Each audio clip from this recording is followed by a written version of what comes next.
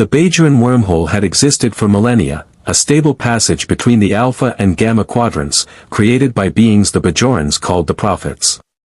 It was a wonder of the universe, a vertical event horizon shimmering with celestial blue light, defying conventional physics with its permanence. Chief Miles O'Brien had studied it for years, run every diagnostic Starfleet had in its database, and he still couldn't fully explain how it worked. Some mysteries, he'd learned, weren't meant to be solved with a spanner and a tricorder.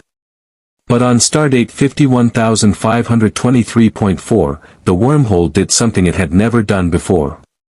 "Major, I'm reading massive subspace distortions," Lieutenant Commander Jadzia Dax announced from the science station, her trill spots darkening with concentration. "The wormhole's opening, but the Verteron emissions are off the charts. This isn't a normal transit." Major Kira Nerys leaned forward in the command chair, her Bajoran earring catching the light from the view screen. Captain Sisko was on Bajoran's meeting with the Kai, leaving her in command of Deep Space Nine. She'd faced Dominion warships, Cardassian treachery, and Klingon border disputes. Whatever came through that wormhole, they'd handle it. "Shields up. Yellow alert. Dax, what's coming through?" "I'm not sure. The energy signature doesn't match any known vessel in our database. Wait." Dax's hands flew across her console, her centuries of symbiont experience barely keeping pace with the data flooding her screens. "There's something else. A secondary dimensional variance. It's like the wormhole is intersecting with another spatial anomaly." On the main view screen, the wormhole erupted with light, not its usual serene blue, but a violent cascade of orange and white, like a star-going supernova. Bolts of energy arced across space, and for a moment, Chief O'Brien could have sworn he saw something impossible, a ripple in space itself, as if reality were fabric being torn. Then they emerged. Four figures, tumbling through space in a craft that looked nothing like any ship in Federation records. It was sleek, silver, with a design that seemed to blend Art Deco aesthetics with technology that made O'Brien's engineering instincts scream in confusion. The vessel spun wildly, trailing energy that flickered between dimensions, and then its engines, if they were engines, flared with thrust that defied inertia. "They're trying to stabilize," Dax reported, admiration creeping into her voice. "Whoever's piloting that thing has skill. They're compensating for subspace shear that should have torn them apart." Kira opened a channel. "Unidentified vessel, this is Deep Space Nine. You've entered Federation space through the Bajoran wormhole. Please respond and state your intentions." Static crackled across the comm system, then a voice, human, male, measured and intellectual, cut through. "This is Reed Richards of the Fantastic Four. We've experienced an unplanned dimensional transit and require immediate assistance. Our ship's navigation systems are offline, and we're operating on emergency power. We mean no harm, but we need to understand where, and possibly when, we are." O'Brien exchanged glances with Dax. Dimensional transit? That wasn't technobabble. That was someone who understood what had just happened to them. Bringing them in with a tractor beam, Kira decided. "Dax, full scans. I want to know everything about that ship and its occupants before they set foot on this station. O'Brien, meet me in the docking bay with a security team."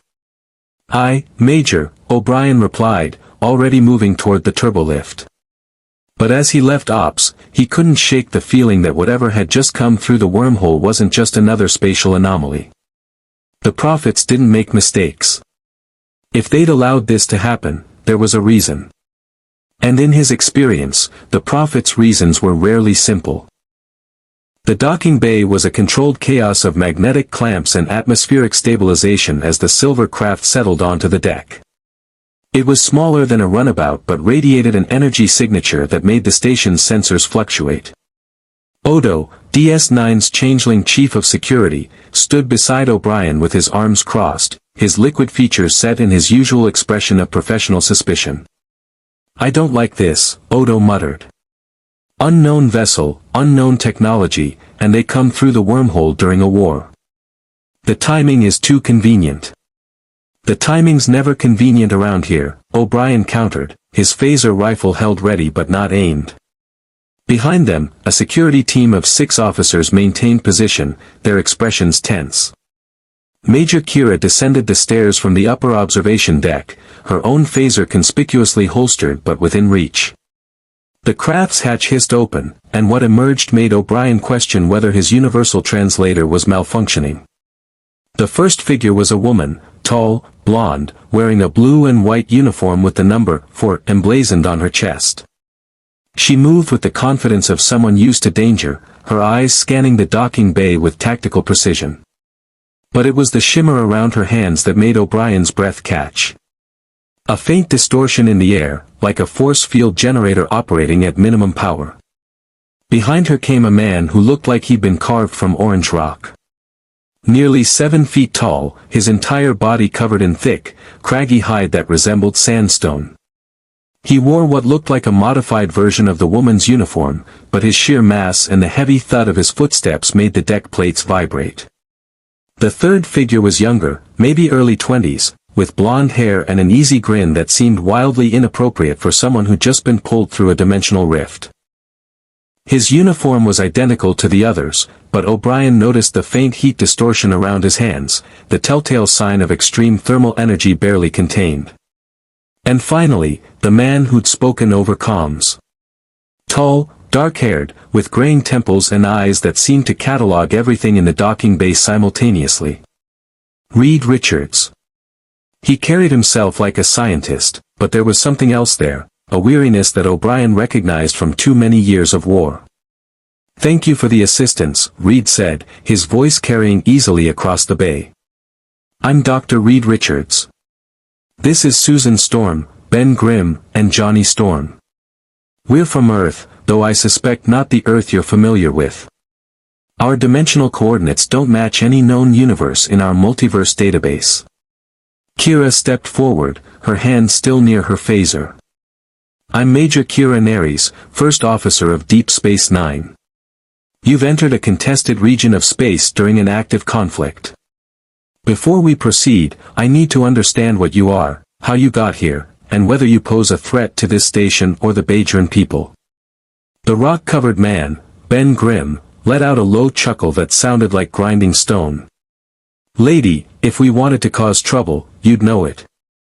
But Reed's right. We got pulled through some kinda, what did you call it, stretch? Dimensional vortex? A subspace intersection creating a temporary bridge between quantum realities," Reed corrected, pulling out a device that looked like a tricorder if tricorders were designed by someone who'd never seen Federation technology. "The energy signature matches nothing in our records, but the mathematical principles are sound. Your wormhole appears to be far more than a simple spatial anomaly. It's a junction point for multiple dimensional." Reed, the woman, Susan, interrupted gently, placing a hand on his arm. "Maybe save the science lecture until after they've decided not to throw us in a cell." Odo stepped forward, his expression unreadable. "That may still happen. I've scanned you since you emerged from your vessel. Your molecular structures are unlike anything in our database. You're human, but you've been fundamentally altered on a quantum level. I need to know if you're a biological threat, a Dominion weapon, or something else entirely." The younger man, Johnny, bristled. "We're not weapons, pal. We're just trying to get home." "A home that may no longer be accessible," Reed said quietly, his device chirping with data. "The dimensional rift has collapsed. Without understanding the specific subspace harmonics of your wormhole and the quantum signature of our universe, recreating that bridge could take months. Possibly years." The docking bay fell silent. O'Brien saw the weight of those words settle on the 4 strangers, the realization that they were stranded in a universe not their own, surrounded by people who had every reason to distrust them. Kira's expression softened fractionally. She knew what it was like to be far from home, to fight for survival in a hostile universe. "You'll submit to a full medical examination and surrender any weapons. In exchange, we'll provide quarters and access to our scientific database. Captain Sisko will want to speak with you when he returns from Bajorans." Until then, your guests of Deep Space Nine, under supervision. Reed nodded slowly. Acceptable. But I should warn you, Major. If your wormhole brought us here, and if it's connected to beings capable of manipulating dimensional barriers, then our arrival may not have been an accident. In my experience, cosmic forces rarely act without purpose.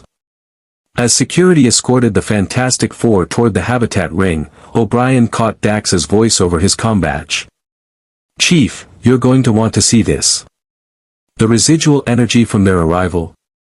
It's still resonating inside the wormhole. And I'm detecting response patterns consistent with the Prophet's communication signatures. O'Brien closed his eyes. Of course.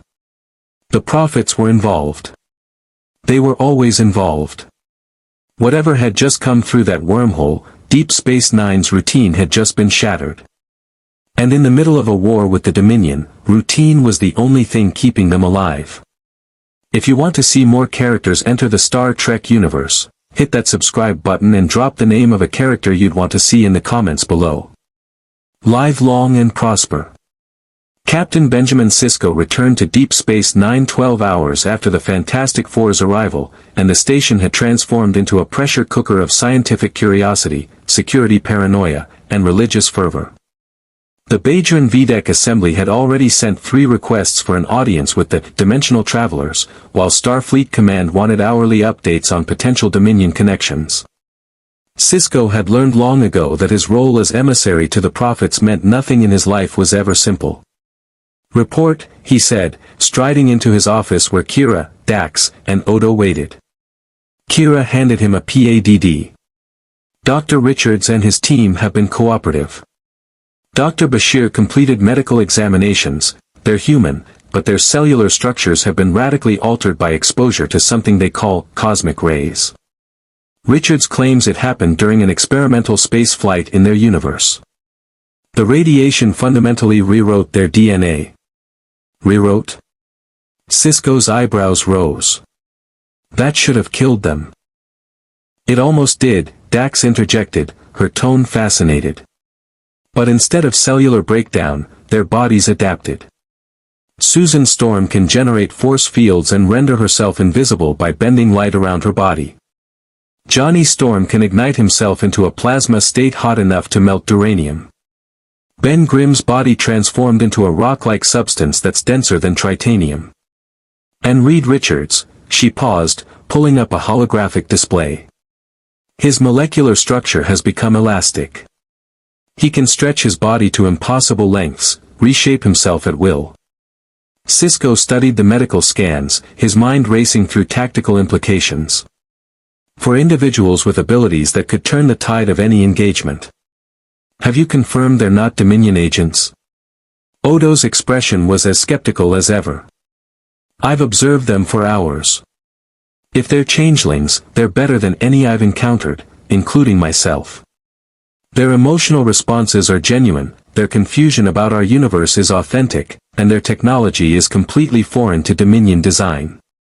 But that doesn't mean they can't be used against us. He leaned forward. Captain, Section 31 has already made contact. The room temperature seemed to drop. Sisko's jaw tightened. How?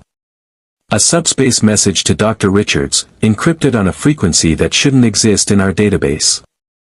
I intercepted it, but the damage is done.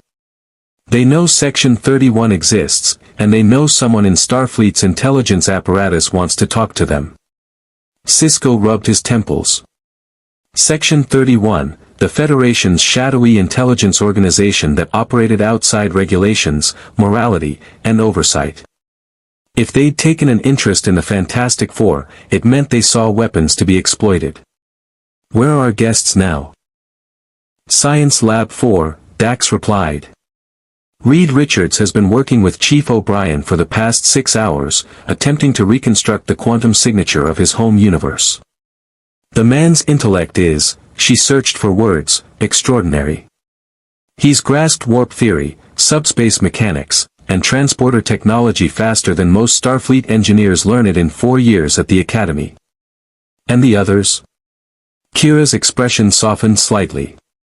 Ben Grimm is in Quark's bar. He's been there for 3 hours, drinking synthahol and telling stories about something called the negative zone. Quark is treating him like a celebrity. Johnny Storm tried to flirt with one of the Dabo girls until she threw a drink at him. And Susan Storm, Kira hesitated. She's in her quarters, staring out at the wormhole. Sisko understood that look. He'd seen it on refugees, on soldiers far from home, on anyone who'd lost something they might never get back. I'll speak with them. Dax, Kira, compile everything we know about dimensional mechanics. If there's a way to send them home, I want to find it. Odo, keep Section 31 away from them. I won't have Starfleet intelligence turning desperate people into weapons. They may not give you a choice, Odo warned. They'll have to go through me first.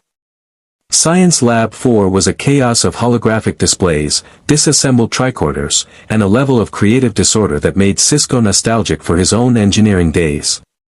Chief O'Brien stood beside a workstation, his expression caught between exhaustion and exhilaration, while Reed Richards manipulated a three-dimensional subspace model with movements that seemed impossible, his fingers stretching an extra 6 inches to reach controls on opposite sides of the display. Captain Sisko, Reed said without looking up, his hands continuing their work. I was hoping to speak with you. Chief O'Brien has been invaluable, but I need access to your full sensor logs of the Bajoran wormhole. Specifically, any data regarding the entities you call the prophets. Sisko exchanged glances with O'Brien, who shrugged helplessly. He's already figured out more about the wormhole in 6 hours than we learned in 3 years, Captain. The man's a genius. Dr. Richards, Sisko began carefully, the prophets are not simply scientific phenomena. To the Bajoran people, they're religious figures. Sacred. I can't simply hand over that data without understanding why you need it. Reed finally looked up, and Sisko saw the weight behind those intelligent eyes. Because they brought us here, Captain. Your wormhole isn't random. The entities inside it exist outside linear time. Chief O'Brien showed me your encounter logs. They don't perceive past, present, and future the way corporeal beings do. Which means our arrival wasn't an accident. They pulled us through deliberately. That's a significant claim. It's the only logical explanation. Reed gestured to the holographic model. The dimensional rift that brought us here required precise manipulation of subspace harmonics across multiple quantum layers. The probability of it occurring naturally is approximately 1 in 10 to the 47th power. Someone, or something, created a bridge between our universe and yours. And the only beings in your vicinity with that level of spatial manipulation capability are the prophets. Sisko felt the familiar weight of his role as emissary settle on his shoulders. The prophets had sent him visions, guided him through impossible situations, and saved Bajorans from destruction. But they'd never pulled beings from another universe. Why would they do that? That, Reed admitted, is what I'm trying to understand. But in my experience, when cosmic entities act, it's because they perceive a threat. Or an opportunity. Before Sisko could respond, the comm system crackled. Ops to Captain Sisko. Sir, we have an incoming vessel. It's a Dominion transport, requesting permission to dock. They're claiming diplomatic immunity under the latest treaty provisions. Sisko's blood ran cold. The Dominion didn't send diplomatic envoys to DS9 without reason. On my way. Dr. Richards, Chief, secure this lab. No one enters or leaves until I return. As he strode toward the turbolift, Reed's voice followed him. Captain, if the Dominion knows we're here, that means someone told them. And if they're coming to DS9, it's not for diplomacy. Sisko didn't need to be told. He'd fought the Dominion long enough to know they didn't believe in coincidences any more than he did. The Dominion transport docked at Upper Pylon 2 with the kind of precision that reminded everyone on the station that the Founders' forces were never casual visitors. Sisko stood in the airlock corridor with Kira, Odo, and a full security detail, phasers conspicuously present. The airlock cycled, and a Vorta emerged, pale skin, violet eyes, and that unsettling smile they all wore like a mask. Behind him, for Jem'Hadar's soldiers materialized from their shrouded state, their reptilian features impassive, their polaron rifles held ready. "Captain Sisko," the Vorta said pleasantly, inclining his head. "I am Wayound 7. I bring greetings from the Founders and a proposal that I believe will interest you greatly." "The Dominion doesn't send envoys bearing gifts," Sisko replied coldly. "State your business and leave." Wayound's smile widened. "Direct. How refreshing." "Very well. We've detected an unusual energy signature emanating from your station, one that matches dimensional rift harmonics. Our scientists are most intrigued. We understand you're harboring 4 individuals who possess remarkable abilities. The Founders would very much like to meet them." Odo stepped forward, his voice hard. "They're under Federation protection. The Dominion has no jurisdiction here." "Ah, Odo," Wayound said warmly, as if greeting an old friend. "Always the loyal Starfleet officer. But consider, these 4 individuals don't belong to your universe. They're not Federation citizens. They have no legal standing under your laws or ours. They're unaffiliated. Which makes them fair game for anyone who can offer them what they truly want." He paused for effect. "A way home." Sisko's hands clenched. "You can't send them back." "Perhaps not," Wayound conceded. "But the Founders possess knowledge of the Dominion's vast territories, technologies far beyond your Federation's understanding. If anyone in this galaxy can help them return to their universe, it's the Founders. All we ask in exchange is the opportunity to study their unique abilities. A fair trade, wouldn't you say? A trade that turns them into Dominion property," Kira spat. Wayound spread his hands innocently. "We prefer the term willing cooperation. But that's semantics. The point, Captain, is simple: these 4 have value. Extraordinary value. And you're in the middle of a war you're not winning.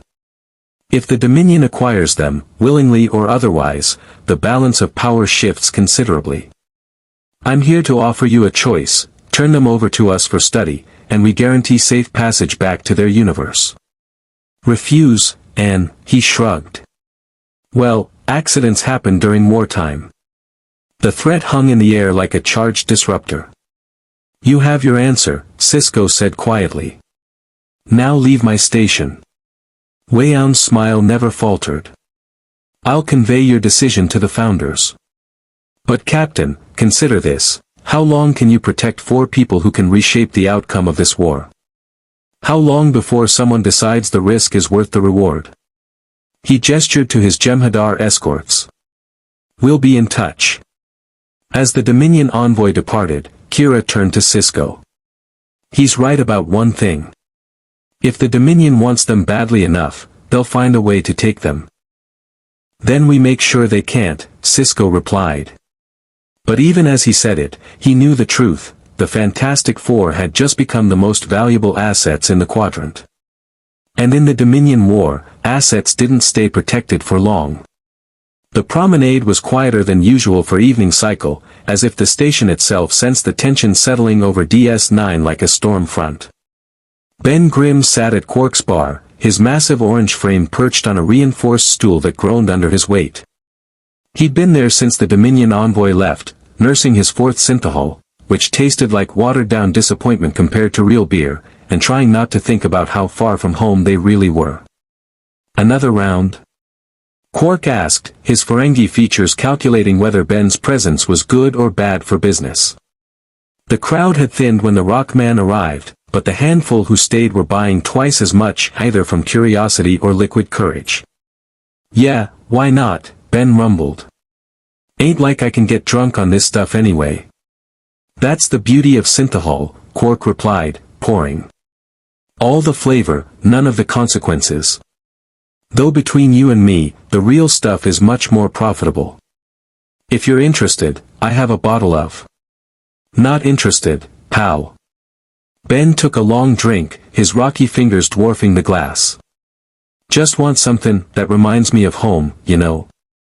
A figure slid onto the stool beside him, Odo, his features arranged in what might have been sympathy on a less suspicious face.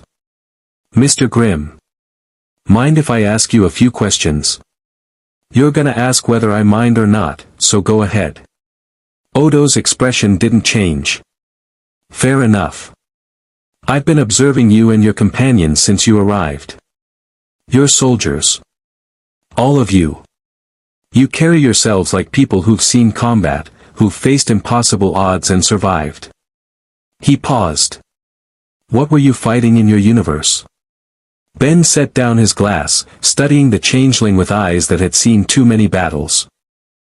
Everything.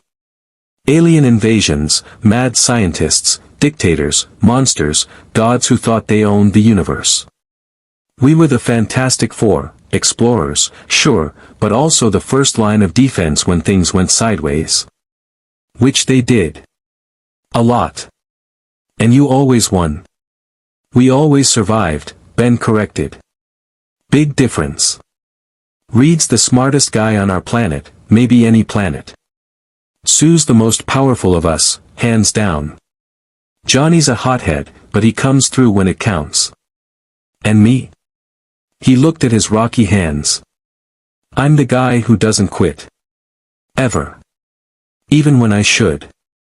Odo leaned closer. Then you understand what I'm about to tell you. The Dominion War has cost billions of lives. The founders, the leaders of the Dominion, are changelings like me, but they believe solid lifeforms are inferior. They're conquering the Alpha Quadrant because they think it's their right. If they get their hands on you and your team, they'll study you, replicate your abilities if possible, and use them to crush the Federation. So what are you saying? We should run. Hide. I'm saying you should understand what you've walked into. This isn't your fight. You have no obligation to these people, to this universe. But whether you like it or not, your presence here has made you a target. And targets in this war don't last long.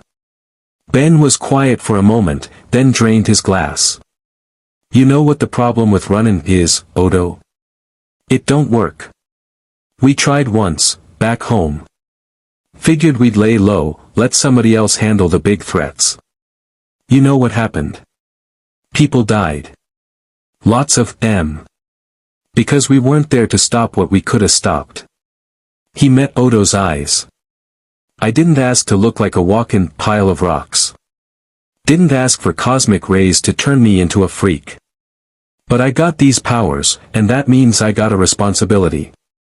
Reed always says that. Sometimes I hate that he's right. Before Odo could respond, the comm system activated. All station personnel, report to your quarters immediately. This is not a drill. Repeat, return to quarters and await further instructions. Ben stood, his stool scraping against the deck. That don't sound good. It never does on this station, Odo muttered, already moving toward the exit. In the wardroom adjacent to Ops, Captain Sisko had assembled his senior staff along with the Fantastic Four. The tension in the room was thick enough to cut with a batleth. On the main display, a star chart showed DS9's position near the wormhole, surrounded by highlighted sectors marking Dominion territory.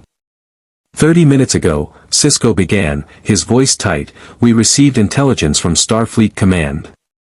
A Dominion task force, 3 attack cruisers and a battleship, has diverted course and is heading directly for Deep Space Nine. They'll arrive in 14 hours. Susan Storm's force fields flickered to life around her hands instinctively. Because of us. Because of what you represent, Dax corrected gently. The Dominion sees you as a strategic asset. If they can't recruit you, they'll capture you. And if they can't capture you, she left the implications hanging. Johnny Storm stood abruptly. So we leave. Take our ship, head somewhere remote, get out of your hair. Your vessel is inoperable, Chief O'Brien said apologetically. The dimensional transit fried most of your systems. Even with our help, it'll take weeks to make it spaceworthy. Reed Richards had been silent, his fingers steepled in thought. Now he looked up. Captain Sisko, you're telling us this because you want something. What is it? Sisko appreciated the directness. I want you to understand your options. Option 1, we evacuate you to a Federation starbase in the core systems, somewhere the Dominion can't easily reach. You'll be safe, but you'll be isolated from the only phenomenon in this universe that might send you home, the wormhole. And option 2? Sue asked. You stay on DS9. We defend you. And in exchange, you help us defend this station and the Bajoran people from whatever the Dominion throws at us. You want us to fight your war, Johnny said flatly. I want you to survive, Sisko countered. The Dominion won't stop hunting you just because you're hidden away.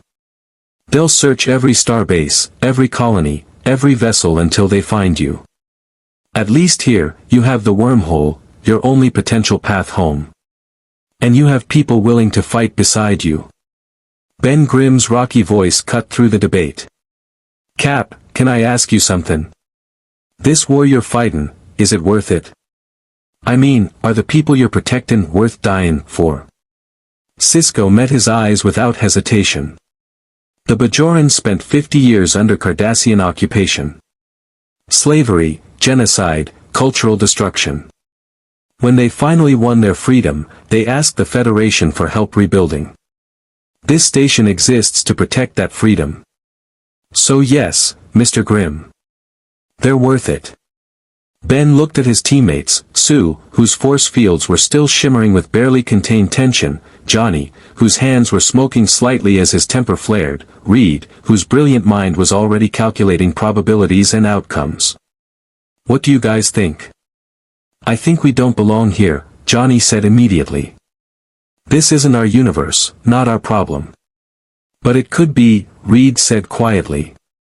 If the Dominion acquires our abilities, or worse, learns to replicate them, the casualties won't stop at this quadrant. Conquest breeds conquest. Eventually, they'll find a way to our universe. Or others.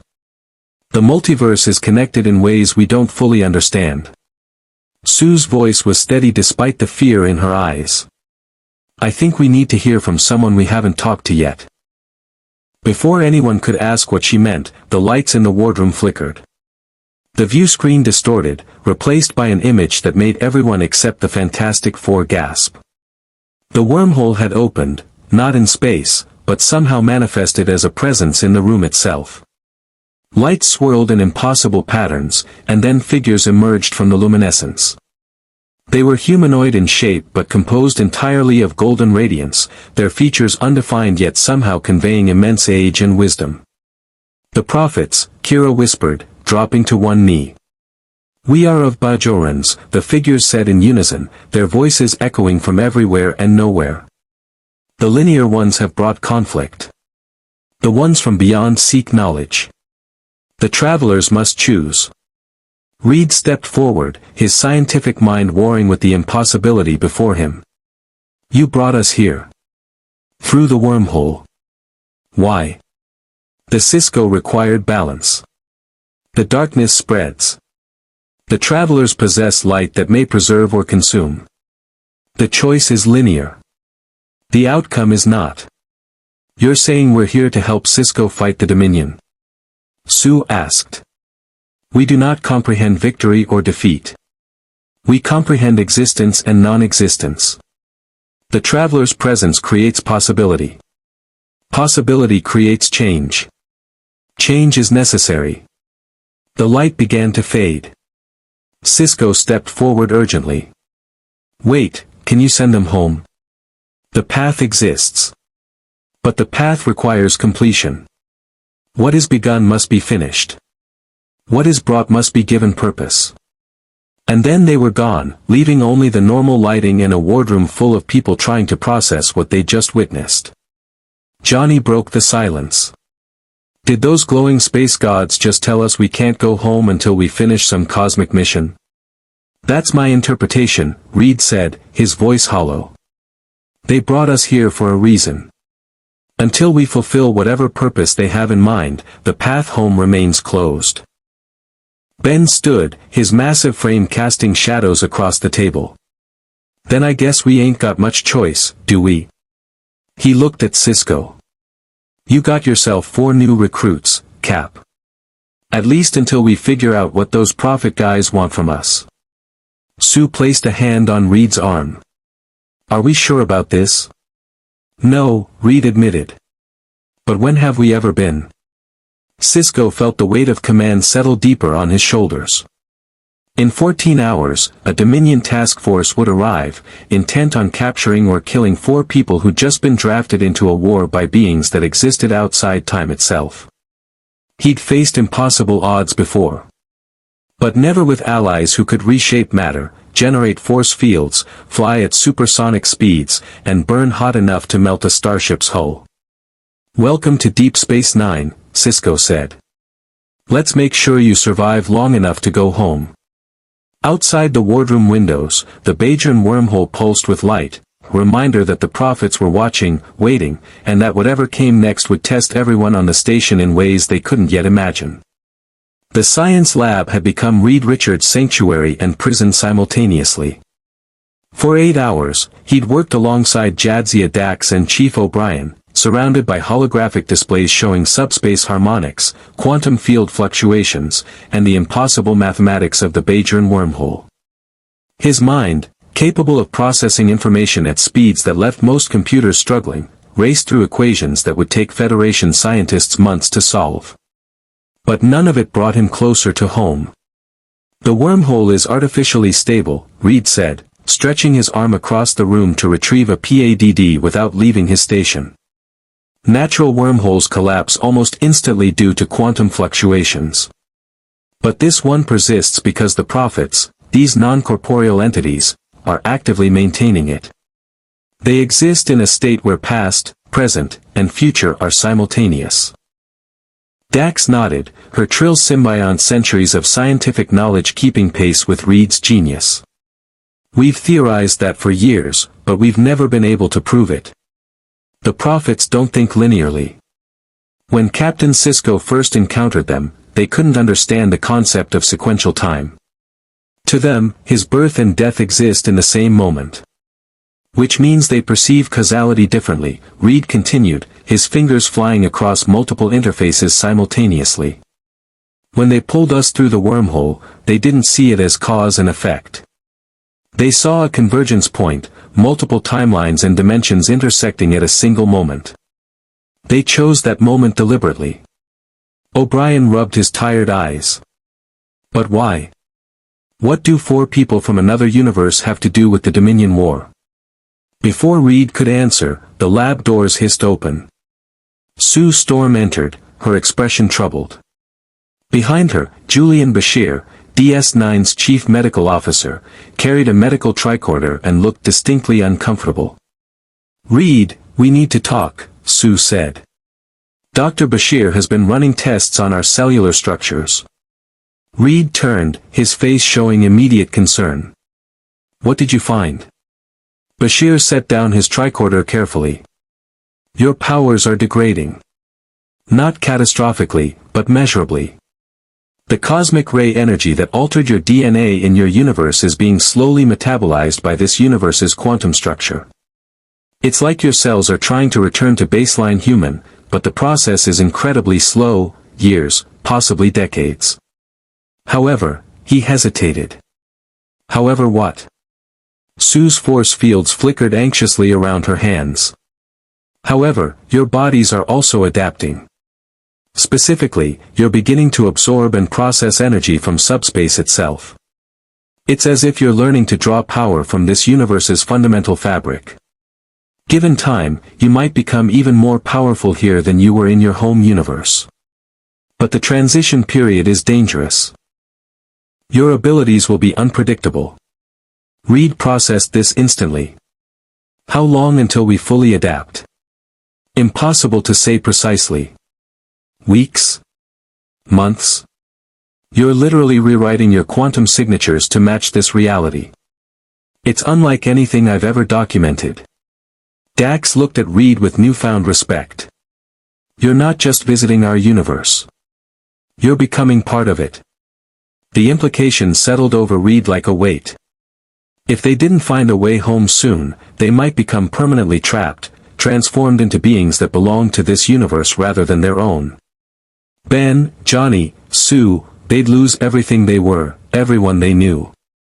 There has to be a way to accelerate our research, Reed said, turning back to the displays. The wormhole is the key. If we can understand how the prophets manipulate dimensional barriers. Then you'll need this, a new voice said. Everyone turned to find a man standing in the doorway who hadn't been there a moment before. He wore a nondescript civilian outfit that somehow managed to be more conspicuous than any uniform.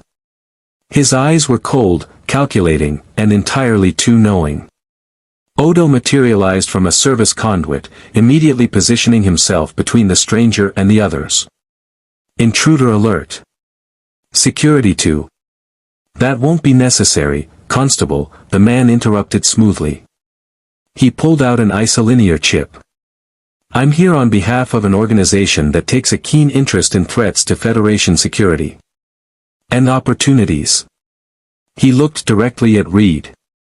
I believe you received our message, Dr. Richards. Section 31. The room temperature seemed to drop. O'Brien's hand moved instinctively toward his phaser, but the stranger made no threatening moves. Section 31, Dax said, her voice hard. Starfleet's Black Operations Division. Officially, you don't exist. Officially, the Dominion isn't trying to capture four-dimensional travelers either, the man replied. But we both know how flexible official positions can be during wartime. He held up the chip. This contains classified research on the Bajoran wormhole, data that Captain Sisko and Starfleet science have never been cleared to access. Sensor logs from deep space probes, quantum analysis from Section 31's own scientists, and most importantly, intelligence on Dominion research into dimensional manipulation. Reed's scientific curiosity warred with his instincts. What do you want in exchange? Your cooperation. When you return to your universe, and we will help you return, we want a complete analysis of interdimensional travel mechanics. Knowledge that could give the Federation a decisive advantage. Imagine, fleets that could appear behind Dominion lines through dimensional rifts. Resources from parallel universes. Strategic depth the Founders never anticipated. You want to weaponize the multiverse, Sue said, her voice sharp. Turn our research into a tool for conquest. I want to win a war, the man corrected. And I'm offering you the best chance at going home. Captain Sisko is a good man, but he's bound by regulations, ethics, and the Prime Directive. We're not. We do what's necessary. Always. Odo stepped forward, his features hardening. Get off this station. Now. Or what, Constable? You'll arrest me. I have diplomatic clearance code signed by the Federation Council. I'm here legally. He set the chip on a nearby console. Dr. Richards, you have 12 hours before the Dominion arrives.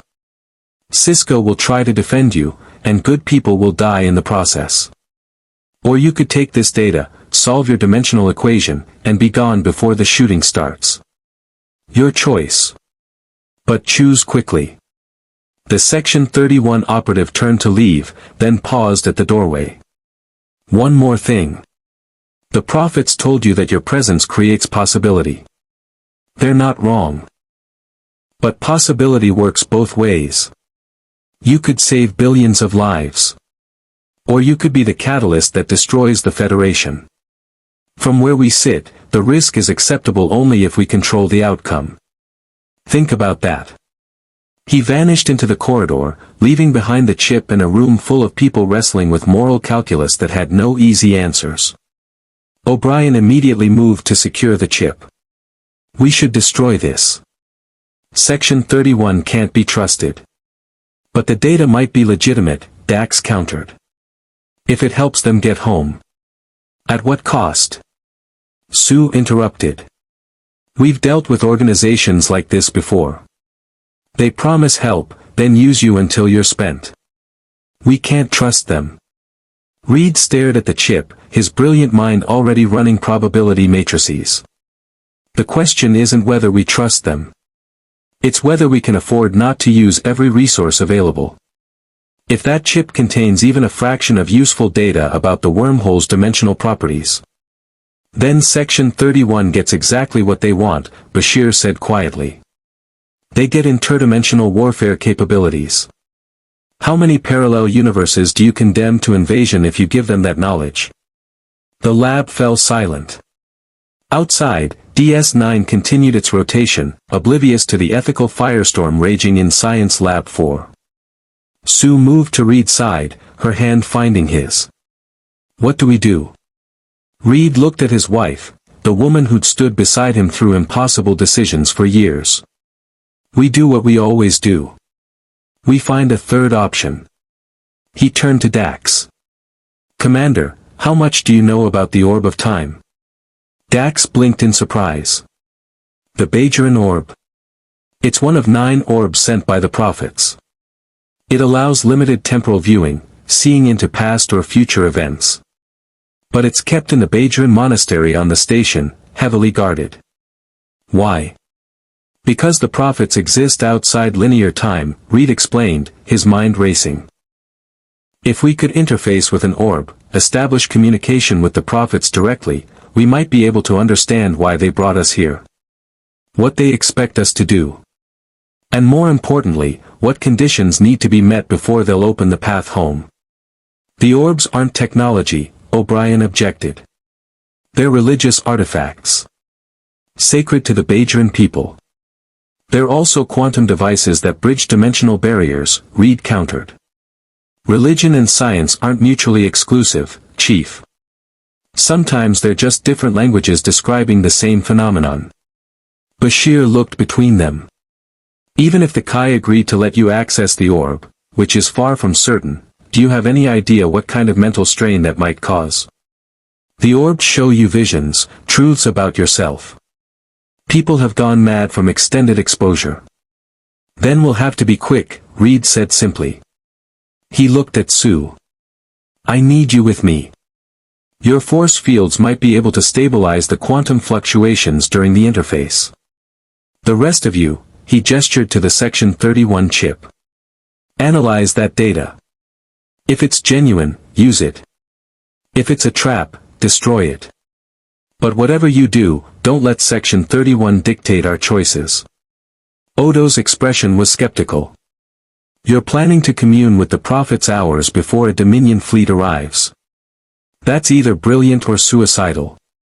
Sometimes, Reed said, already moving toward the door, it's both. As he and Sue left the lab, Dax picked up the Section 31 chip, holding it like it might explode. This is going to end badly. It always does on this station, O'Brien muttered. But at least it won't be boring. Behind them, the view screen displayed the wormhole's pulsing light, a reminder that time was running out, and the prophets were waiting. The Bajoran monastery on Deep Space Nine occupied a sacred space on the promenade's upper level, a circular chamber filled with the scent of burning incense and the quiet murmur of prayer.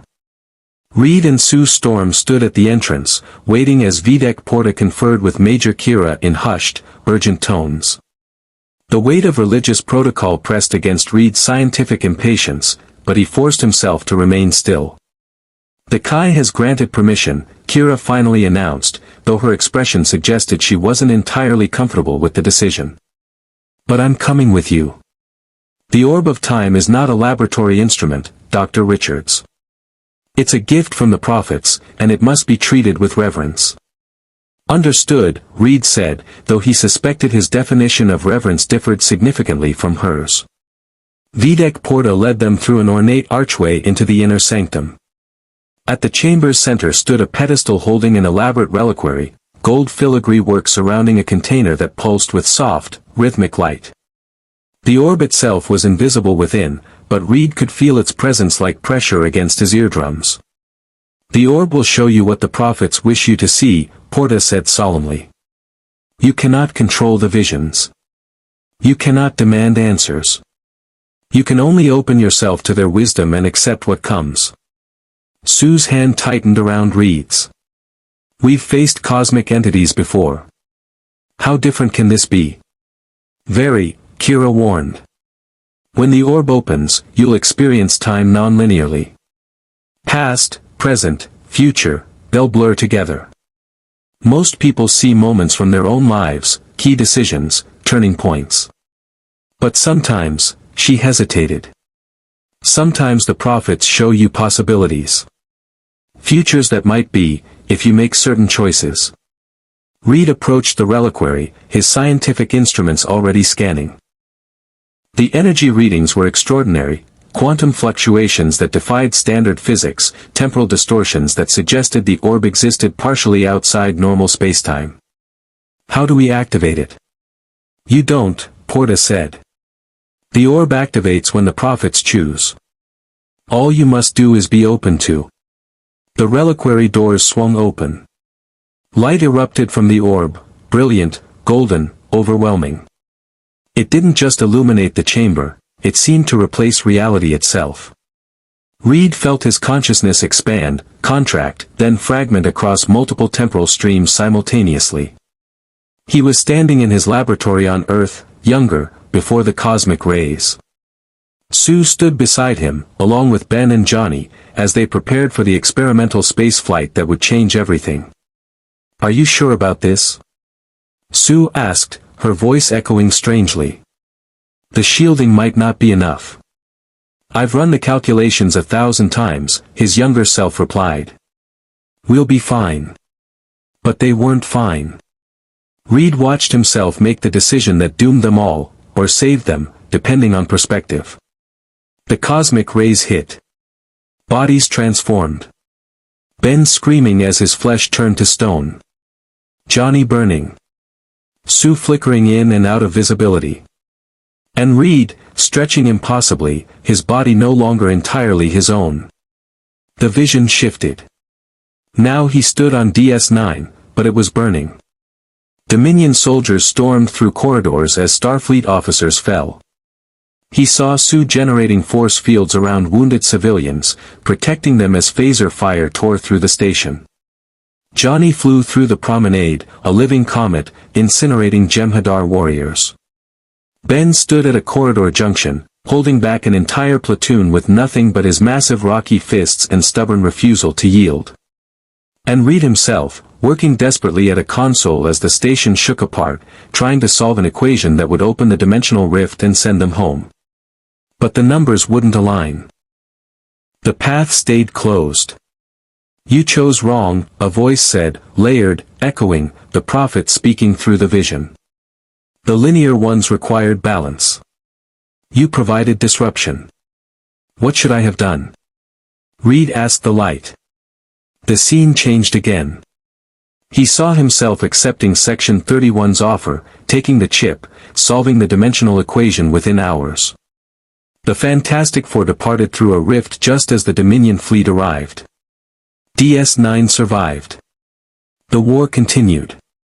But years later, or was it centuries, he watched as Section 31 operatives traveled through dimensional portals, conquering parallel Earths, stripping resources from infinite universes. His equations, his work, weaponized into an engine of multiversal conquest. You chose wrong, the prophet said again. The linear ones gained power. The balance was destroyed. Then what's the right choice? Reed demanded. Another shift. Sue stood before him now, but different, older, scarred, wearing a Starfleet uniform. She looked at him with eyes that had seen too much loss. You're always trying to solve everything alone, Reed, she said softly. That's the problem. You think if you're smart enough, calculate precisely enough, you can control every outcome. But some things can't be solved. They can only be lived through. I don't understand. Yes, you do.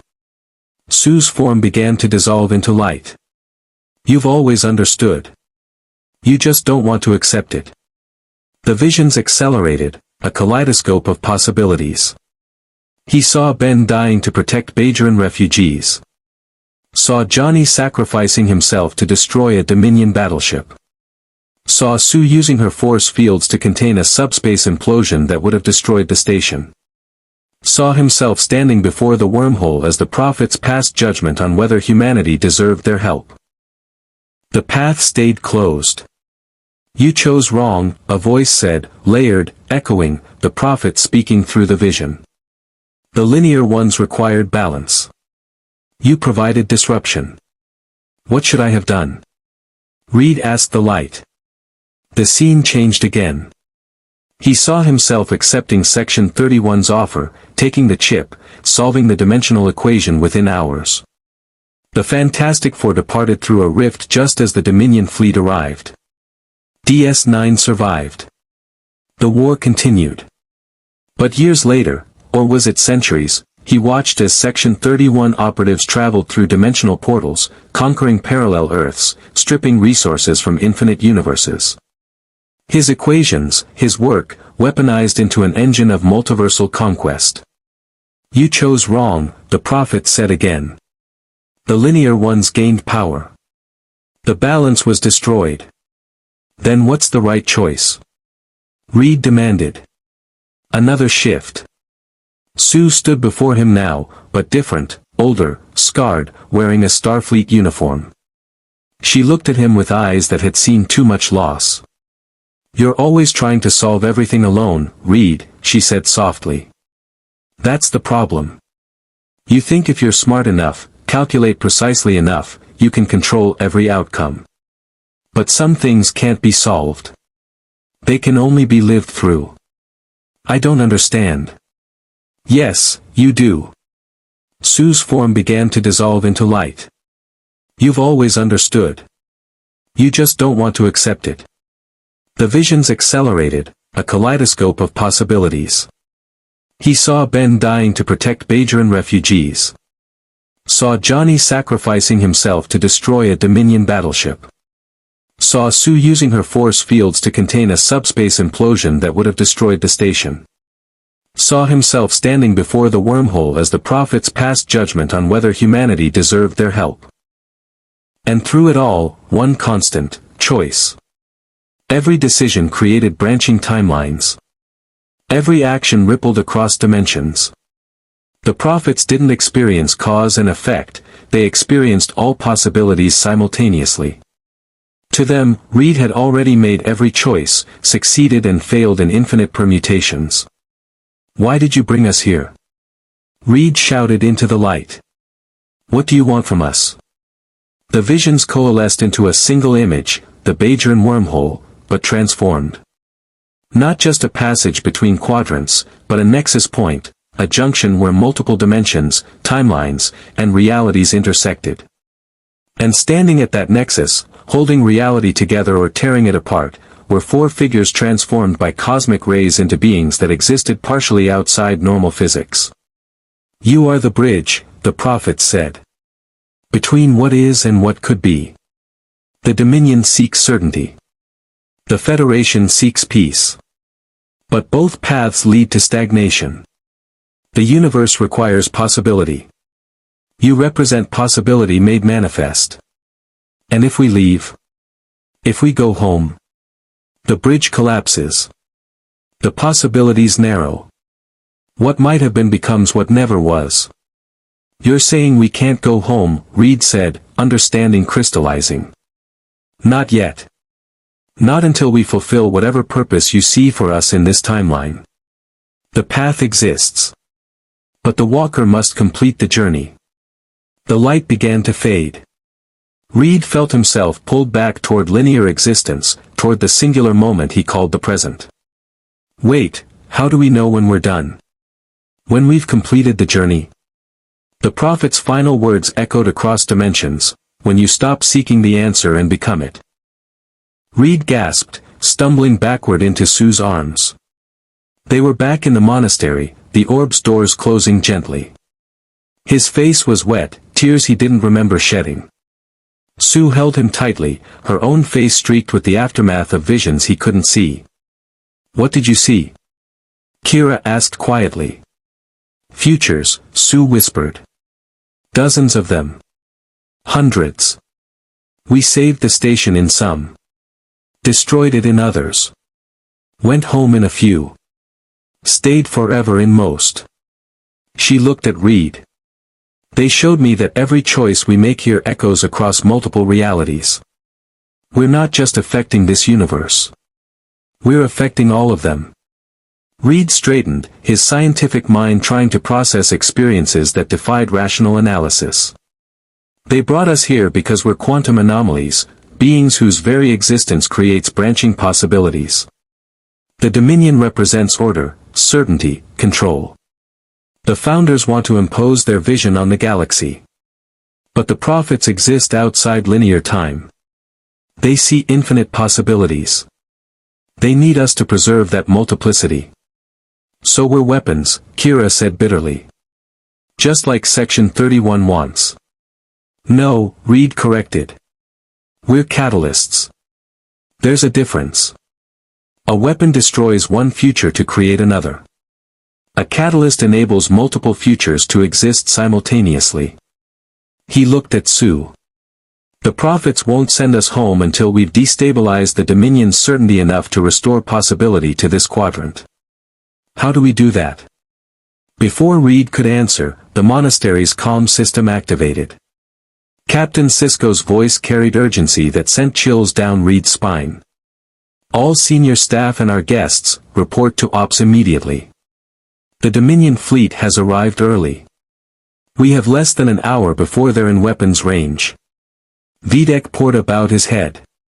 The prophets have spoken. Now you must act.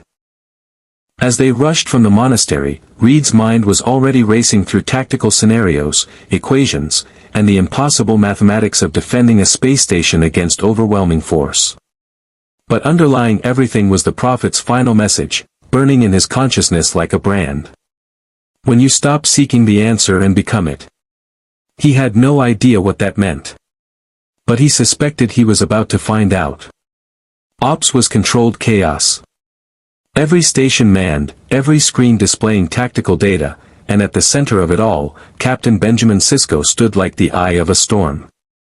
The main view screen showed what everyone feared, for Dominion vessels emerging from warp, 3 Jem'Hadar attack cruisers and a massive battleship, their hulls bristling with polaron beam arrays. Shields up, red alert, Sisko commanded. All available runabouts to defensive positions. Chief, reroute auxiliary power to the weapons array. Already done, sir, O'Brien replied from engineering. But Captain, we're looking at firepower that could punch through our shields in minutes. Those attack cruisers alone outgun us. That battleship, he didn't finish. He didn't need to. Kira studied her tactical display. They're holding position just outside weapons range. No hails, no demands. They're waiting for something. For us to panic, Odo suggested darkly. Or for reinforcements to arrive. The Fantastic Four entered Ops, and every head turned. Johnny Storm's hands were already flickering with suppressed flame, his young face set with determination that barely masked fear. Ben Grimm's massive frame cast shadows across multiple workstations. Sue Storm's expression was calm, but Reed could see the tension in her shoulders, the way her force field shimmered invisibly around her hands, ready to deploy at a moment's notice. Reed moved directly to the science station beside Dax. Commander, I need sensor data on those ships. Power signatures, shield configurations, everything. Planning something, Dr. Richards? Sisko asked. Always, Captain. But I need more information first. Reed's fingers flew across the console, his enhanced flexibility allowing him to operate multiple interfaces simultaneously. Their polaron weapons operate on a rotating frequency to penetrate standard Federation shields. But if we can predict the frequency shift. We've tried, Dax interjected. The Dominion randomizes their weapon frequencies. There's no pattern to predict. There's always a pattern, Reed countered. It's just a question of processing power and, he stopped, staring at the data. Wait. These ships. Their power signatures are identical. Not similar. Identical. Down to the quantum level.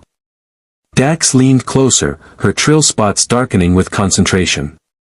You're right. That's unusual. Even ships from the same production facility show minor variations in their warp cores. But these four, her eyes widened. They're synchronized. They're operating as a single unit, sharing processing power across a subspace network. Which means they're vulnerable, Reed concluded. Disrupt the network, and you disrupt all four ships simultaneously. Sisko moved to stand behind them. Can you do it? In theory. But I'd need to. The view screen flared as a transmission forced its way through DS9's comm filters. Weyoun's smiling face appeared, his violet eyes gleaming with calculated charm. Captain Sisko, how delightful to see you again. I trust you've had time to reconsider my offer. The answer is still no, Sisko replied coldly. The individuals under our protection remain under our protection. Leave Federation space, Weyoun.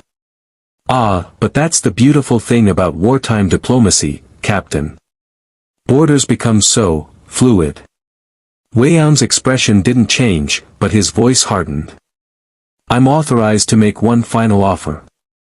Turn over the four-dimensional travelers within the next 30 minutes, and we'll withdraw peacefully. Refuse, and we'll take them by force. Your station will be destroyed, the Bajoran system will be blockaded, and everyone you're trying to protect will die. All because you chose to harbor four people who don't even belong in this universe. Sue stepped forward, her voice carrying clearly. We'll go. We won't let innocent people die for us. Sue, no, Reed started. She's quite sensible, Weyoun interrupted. Perhaps the most intelligent member of your little family, Dr. Richards. The Founders have no wish to harm you. We simply want to understand your unique abilities. A few tests, some harmless scans, and then we'll provide you with all the resources of the Dominion to help you return home. It's a fair exchange. It's a lie, Odo said flatly. The Founders don't make fair exchanges. They take what they want and discard what they don't need. Weyoun's smile finally faltered, just slightly. Odo. Still clinging to your solid companions, I see. You could have been great among the Founders. Instead, you chose to be a pet for lesser beings. I chose freedom, Odo replied. Something the Dominion will never understand. The transmission cut off. On the view screen, the Dominion ships began moving forward in perfect synchronization, a wall of firepower advancing on DS9 like an inexorable tide. Weapons range in 2 minutes, Kira reported. Captain, your orders. Sisko's jaw tightened. Prepare to. Wait, Reed interrupted. Give me access to the station's main deflector array. And I need the Defiant. The Defiant is docked for repairs, O'Brien objected. Her warp core is offline. I don't need her warp core. I need her sensors and her ablative armor. Reed looked at Sisko. Captain, I think I can disrupt their network synchronization. But I need a platform that can get close enough to their formation to emit a quantum resonance pulse without being destroyed in the first salvo. And you think the Defiant can survive that long? I think Sue can. Reed turned to his wife. Your force fields. Can you extend them around an entire starship? Sue's eyes widened. Reed, I've never tried to cover something that large. The energy requirements. Your powers are adapting to this universe's subspace structure, Reed pressed. Dr. Bashir confirmed it. You're not just generating force fields anymore. You're manipulating the fundamental fabric of this reality. If you can tap into that, channel it consciously. She could protect the Defiant long enough to deliver your pulse, Dax finished, understanding dawning. But Sue would have to be on the ship, maintaining the fields constantly while under fire. I'll go with her, Ben rumbled. Somebody's gotta make sure she don't get distracted. Johnny stepped forward. And I'll provide cover fire. If I can burn hot enough, my plasma should disrupt their targeting sensors. Sisko looked at his crew, then at the 4 strangers who dropped into his universe less than 2 days ago. This is your plan? 4 people with powers we barely understand, in a ship that's partially disabled, flying directly into a Dominion battle formation. It's insane, Kira muttered. It's desperation, Odo added. It's all we've got, Reed said simply. Captain, the prophets brought us here for a reason. They told me we represent possibility, alternatives to certainty. The Dominion's certainty is their synchronized fleet, their coordinated tactics, their absolute belief that they'll win. If we can shatter that certainty, introduce chaos into their perfect order, we might just survive long enough for Starfleet reinforcements to arrive, Sisko finished. He was quiet for a moment, the weight of command pressing down on him like a physical force. Then he nodded. Do it. Chief, get the Defiant ready. Dax, you'll pilot. Major, coordinate our defensive fire to cover their approach. 90 seconds to weapons range, Kira warned. Reed, Sue, Ben, and Johnny rushed toward the turbolift. As the doors closed, Reed heard Sisko's voice one more time. Dr. Richards, bring my ship back in one piece. I'll do my best, Captain, Reed replied. But as the turbolift descended, he couldn't shake the visions from the orb of time, all those futures where they succeeded, and all the ones where they failed. Where Ben died. Where Johnny burned out. Where Sue's force field shattered under overwhelming pressure. Where he made the wrong choice and everyone paid the price. Sue took his hand. Whatever happens, we face it together. Like always. Like always, Reed agreed.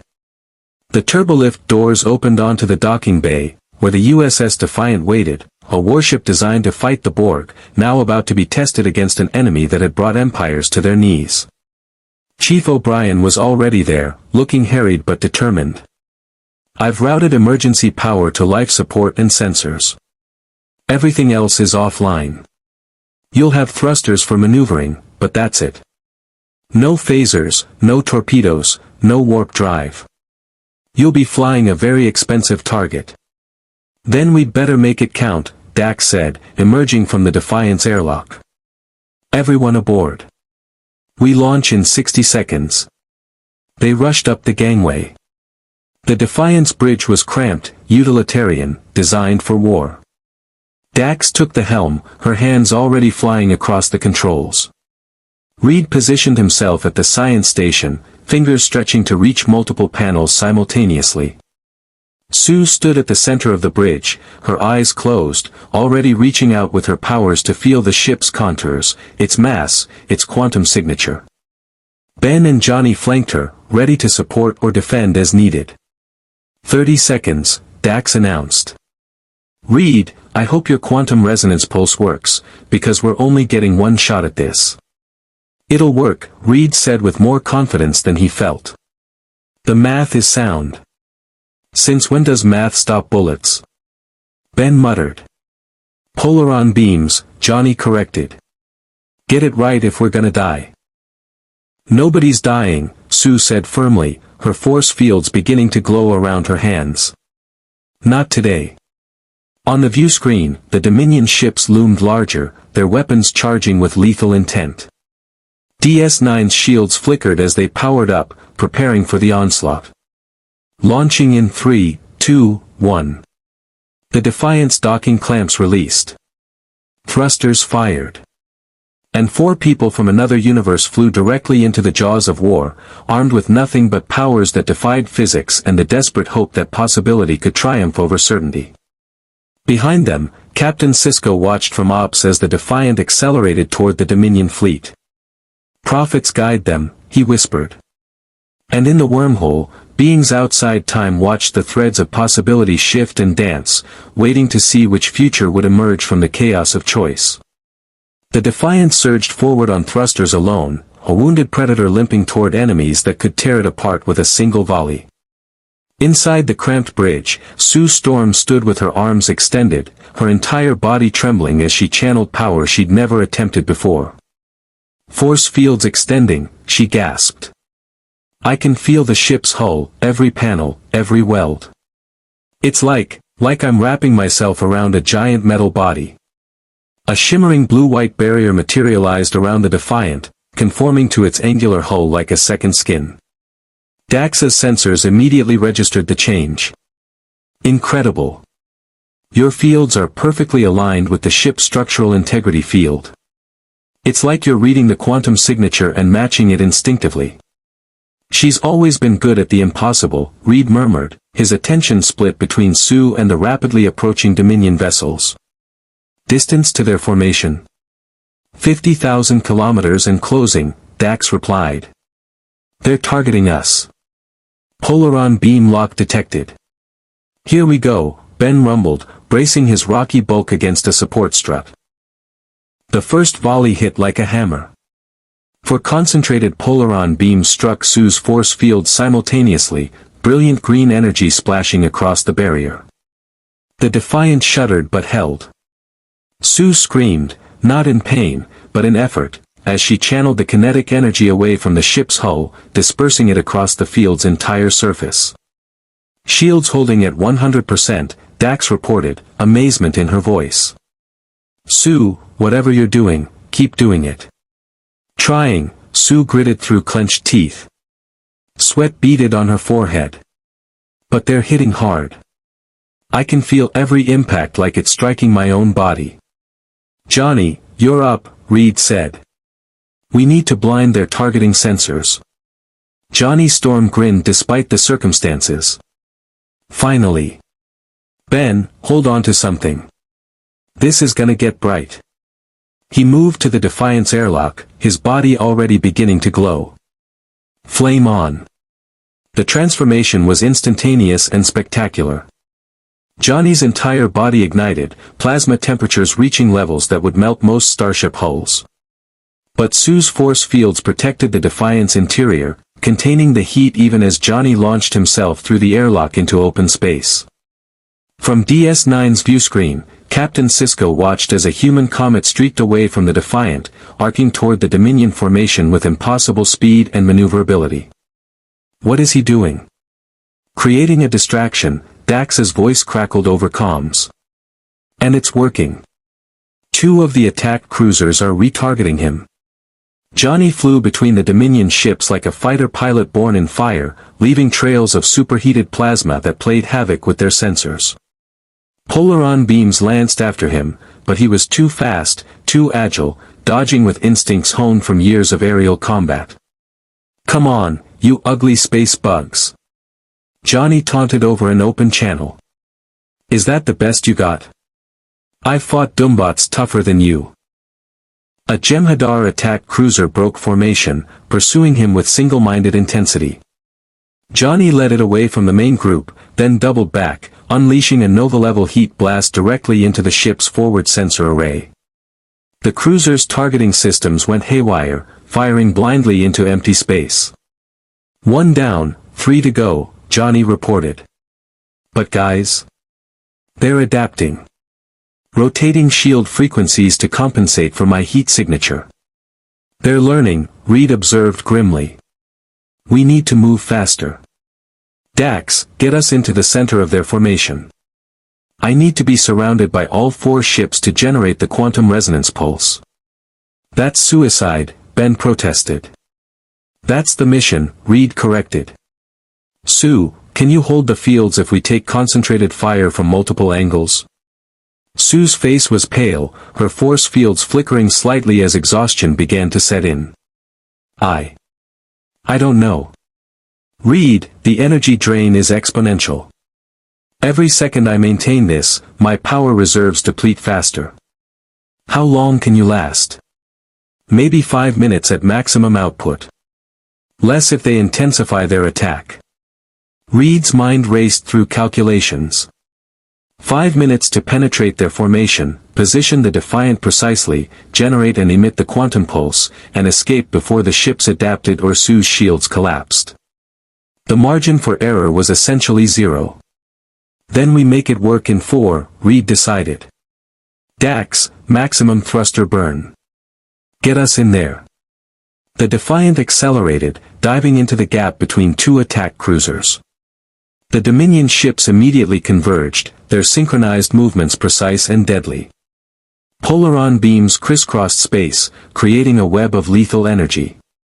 Sue's force fields absorbed impact after impact, but cracks were beginning to show, literal fractures in the blue-white barrier where the energy concentration was too intense.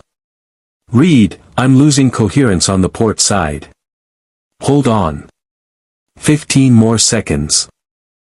Ben moved to Sue's side, placing one massive rocky hand on her shoulder.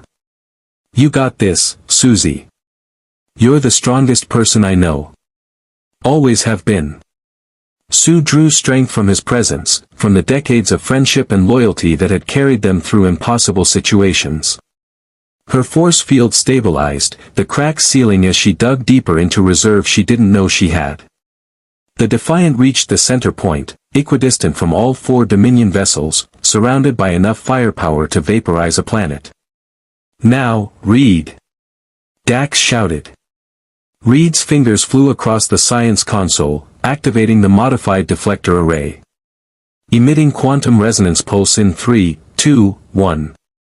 The Defiant's deflector dish erupted with a wave of exotic particles, subspace harmonics specifically tuned to interfere with the Dominion ship's synchronized network.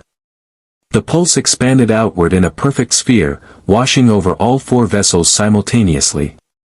For a moment, nothing happened. Then chaos erupted across the Dominion formation. Their synchronized movements faltered.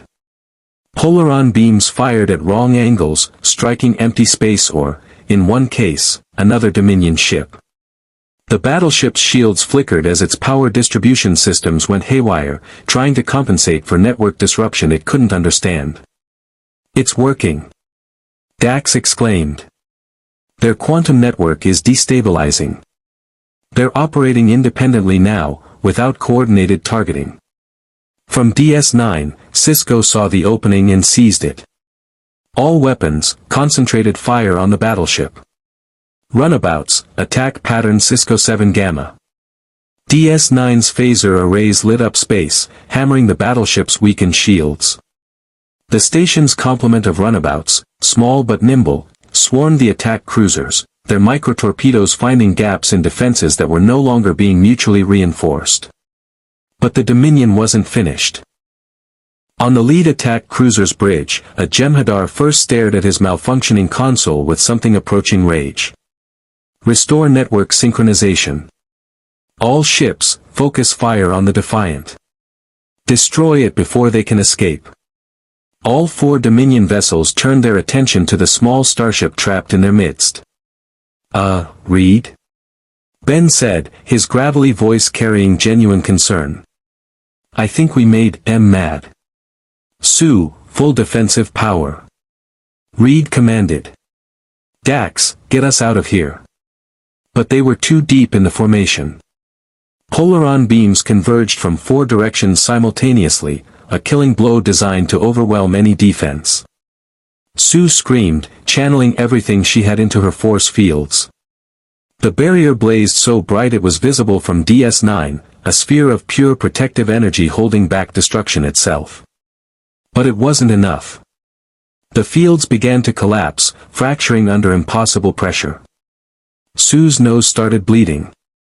Her legs buckled. The Defiant's hull groaned as Polaron energy began bleeding through the weakening barrier. Sue! Reed reached for her, but there was nothing he could do. Nothing his genius could calculate, no equation that would save them from physics and exhaustion. Then Ben Grimm did something remarkable. He moved between Sue and the nearest point of shield failure, his rocky body intercepting Polaron energy that punched through her weakening fields. The beam struck him directly, burning across his orange hide with enough force to kill any normal human instantly. Ben didn't fall. He didn't even flinch. That all you got? He roared at the view screen, at the enemy trying to kill his family. I'm the ever-loving, blue-eyed thing. And I don't go down easy. His presence, his sheer stubborn refusal to yield, gave Sue the seconds she needed to redistribute her force fields, to reinforce the critical failure points. The barrier stabilized, holding back the firestorm. "Johnny!" Reed shouted into comms. "We need an exit. Now!" Outside, Johnny Storm saw his family trapped, surrounded, dying by inches. And he made a choice that terrified even him. He'd always held back. Always kept his flames controlled, afraid of what might happen if he burned at full capacity. But now, with everything on the line, he let go. His body temperature skyrocketed, past the heat of any conventional flame, past plasma temperatures, approaching the thermal output of a star-going supernova. He became a miniature sun, burning so bright that DS9 sensors had to filter the glare or risk overload. "Get clear," Johnny broadcast. "I'm going nova." He dove toward the nearest attack cruiser, his body now radiating enough heat to warp space itself. The cruiser's shields meant nothing, he simply burned through them like tissue paper. When he struck the ship's hull, metal sublimated directly to vapor. The explosion was catastrophic. The attack cruiser detonated, its antimatter containment failing in a blast that lit up the sector. The shockwaves slammed into the other Dominion ships, disrupting their firing solutions and giving the Defiant the opening it needed. "Go!" Reed shouted. Dax punched the thrusters to maximum. The Defiant shot through the gap Johnny had created, Sue's force fields just barely holding against residual radiation from the explosion. Behind them, the three remaining Dominion vessels regrouped, but the damage was done. Their perfect synchronization was broken. Their certainty shattered. And Captain Sisko was already coordinating DS9's weapons for a counter-assault that would drive them back toward Dominion space. The Defiant limped back to the station, its hull scorched but intact. Sue collapsed the moment they docked, her force fields finally failing as exhaustion claimed her. Reed caught her, holding her tightly as Bashir rushed aboard with medical teams. "Where's Johnny?" Ben demanded, looking around wildly. "Where's the kid?" They found him drifting in space 20 minutes later, unconscious, his body barely smoldering. The Nova burn had nearly killed him, would have killed anyone else. But he was alive, breathing, and when they beamed him to the infirmary, his first words were typical Johnny Storm, "Did we win?" "Yeah, kid," Ben said, his rocky voice suspiciously rough. "We won."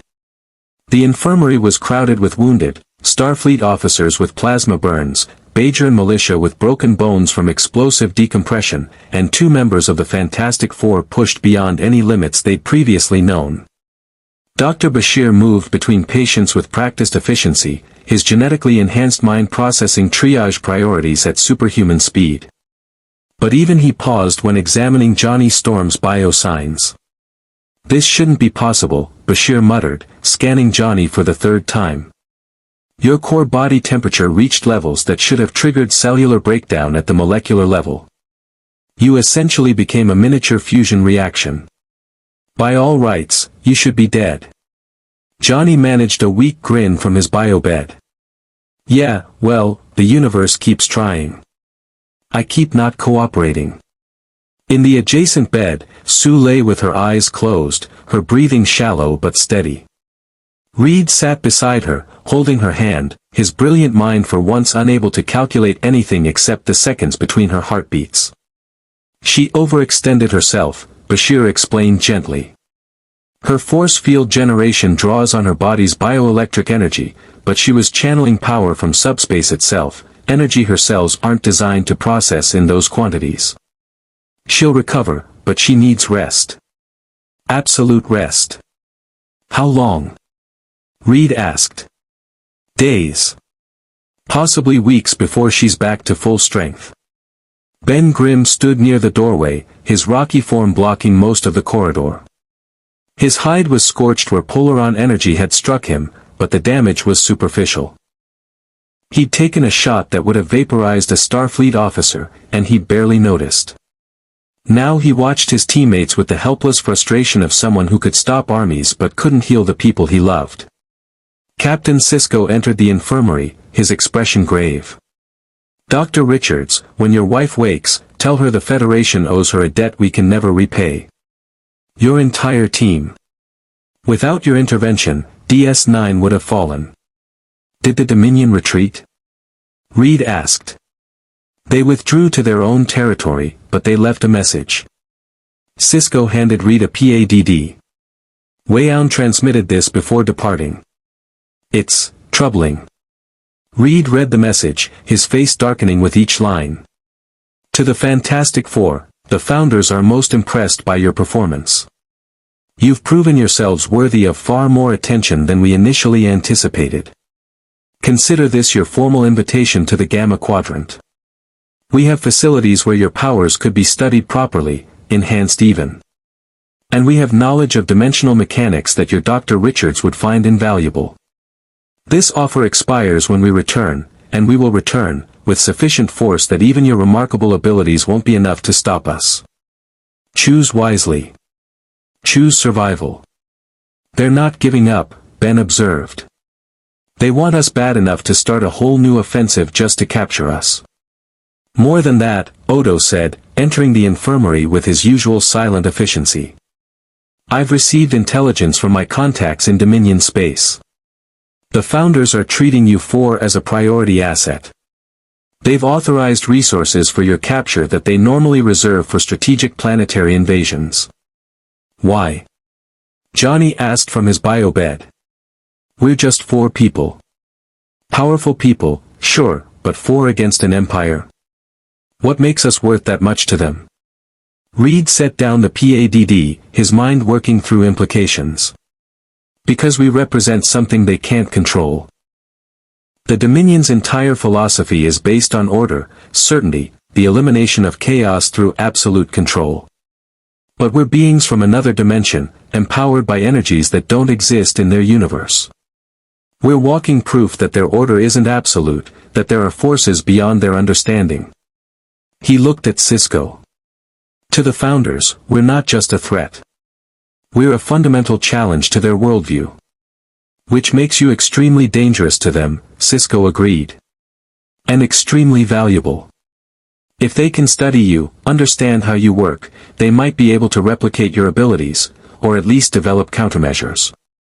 Either way, letting you remain free and aligned with the Federation is unacceptable to them. So what do we do? Ben asked.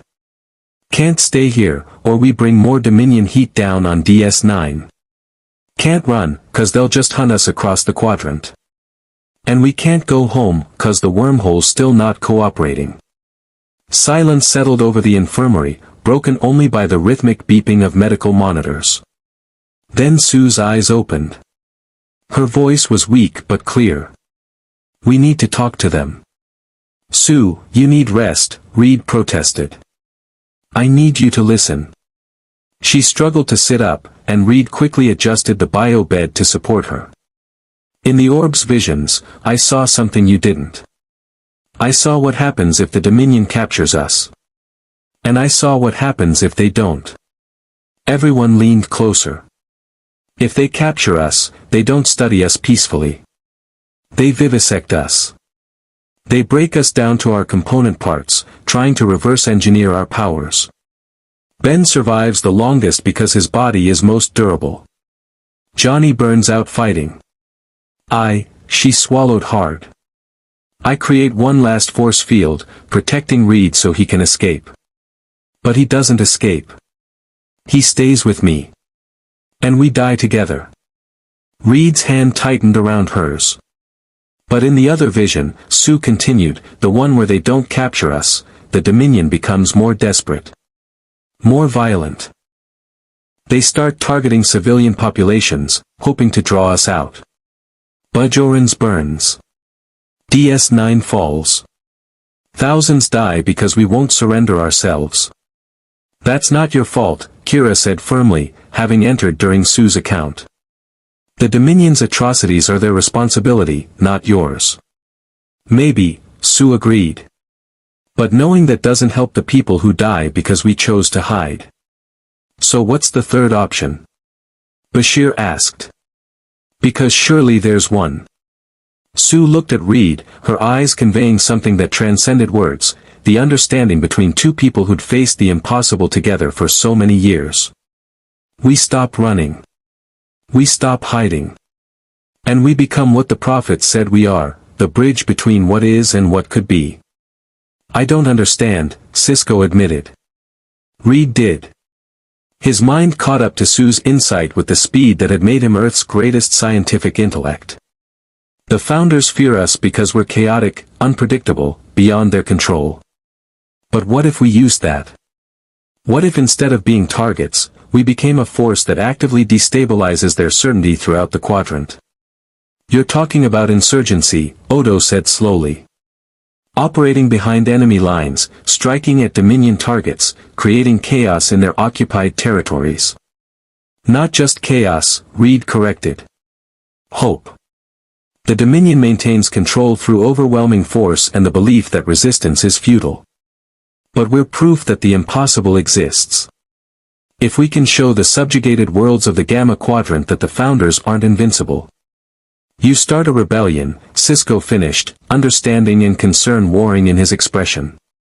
But you four aren't soldiers. You're explorers, scientists, adventurers. Asking you to become guerrilla fighters. We've fought wars before, Ben interrupted. Different kind of wars, maybe, but wars all the same. And if it means stopping an empire of shape-shifting fascists from conquering the galaxy, then yeah, I'm in.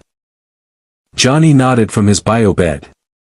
Someone's gotta teach these Founders that humans don't scare easy. Might as well be us. Sisko looked troubled. I can't officially sanction this.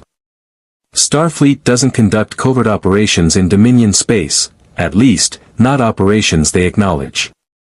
If you do this, you'll be operating without support, without backup, without any guarantee of extraction if things go wrong. Sounds familiar, Johnny quipped. That's basically our job description back home. But there's something else you need to know, Odo interjected. Something I discovered while investigating your arrival. The Dominion isn't the only faction interested in you. There's a changeling on this station, one who's been watching you since you arrived.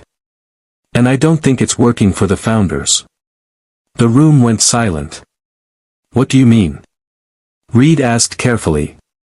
I mean, Odo said, his liquid features hardening with certainty, that one of the people in this room right now isn't who they appear to be.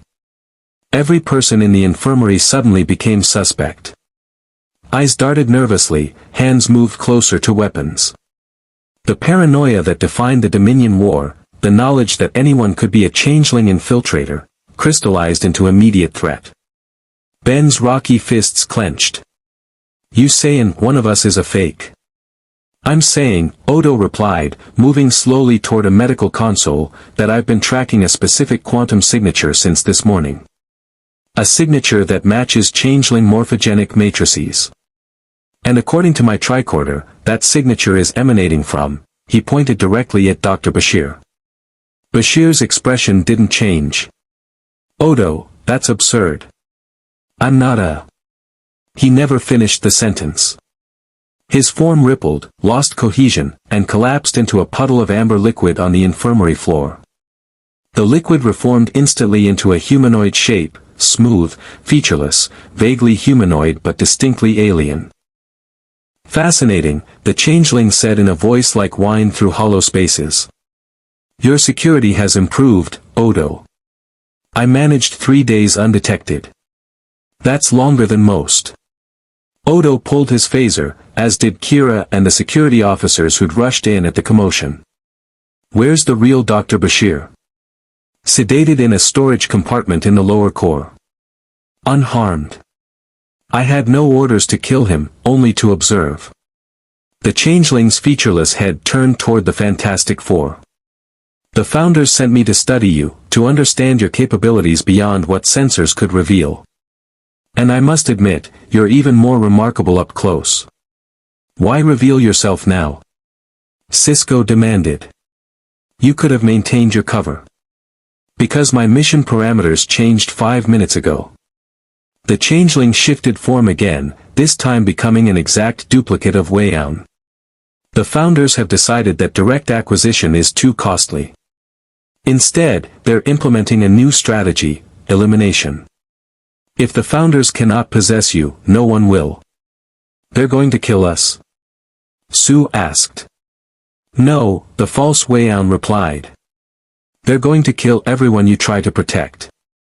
Every world you visit, every station you dock at, every civilian vessel you encounter, all will be destroyed. You'll be preserved, of course. Captured in the aftermath of your failures. But by then, you'll be broken, desperate, willing to do anything to stop the killing.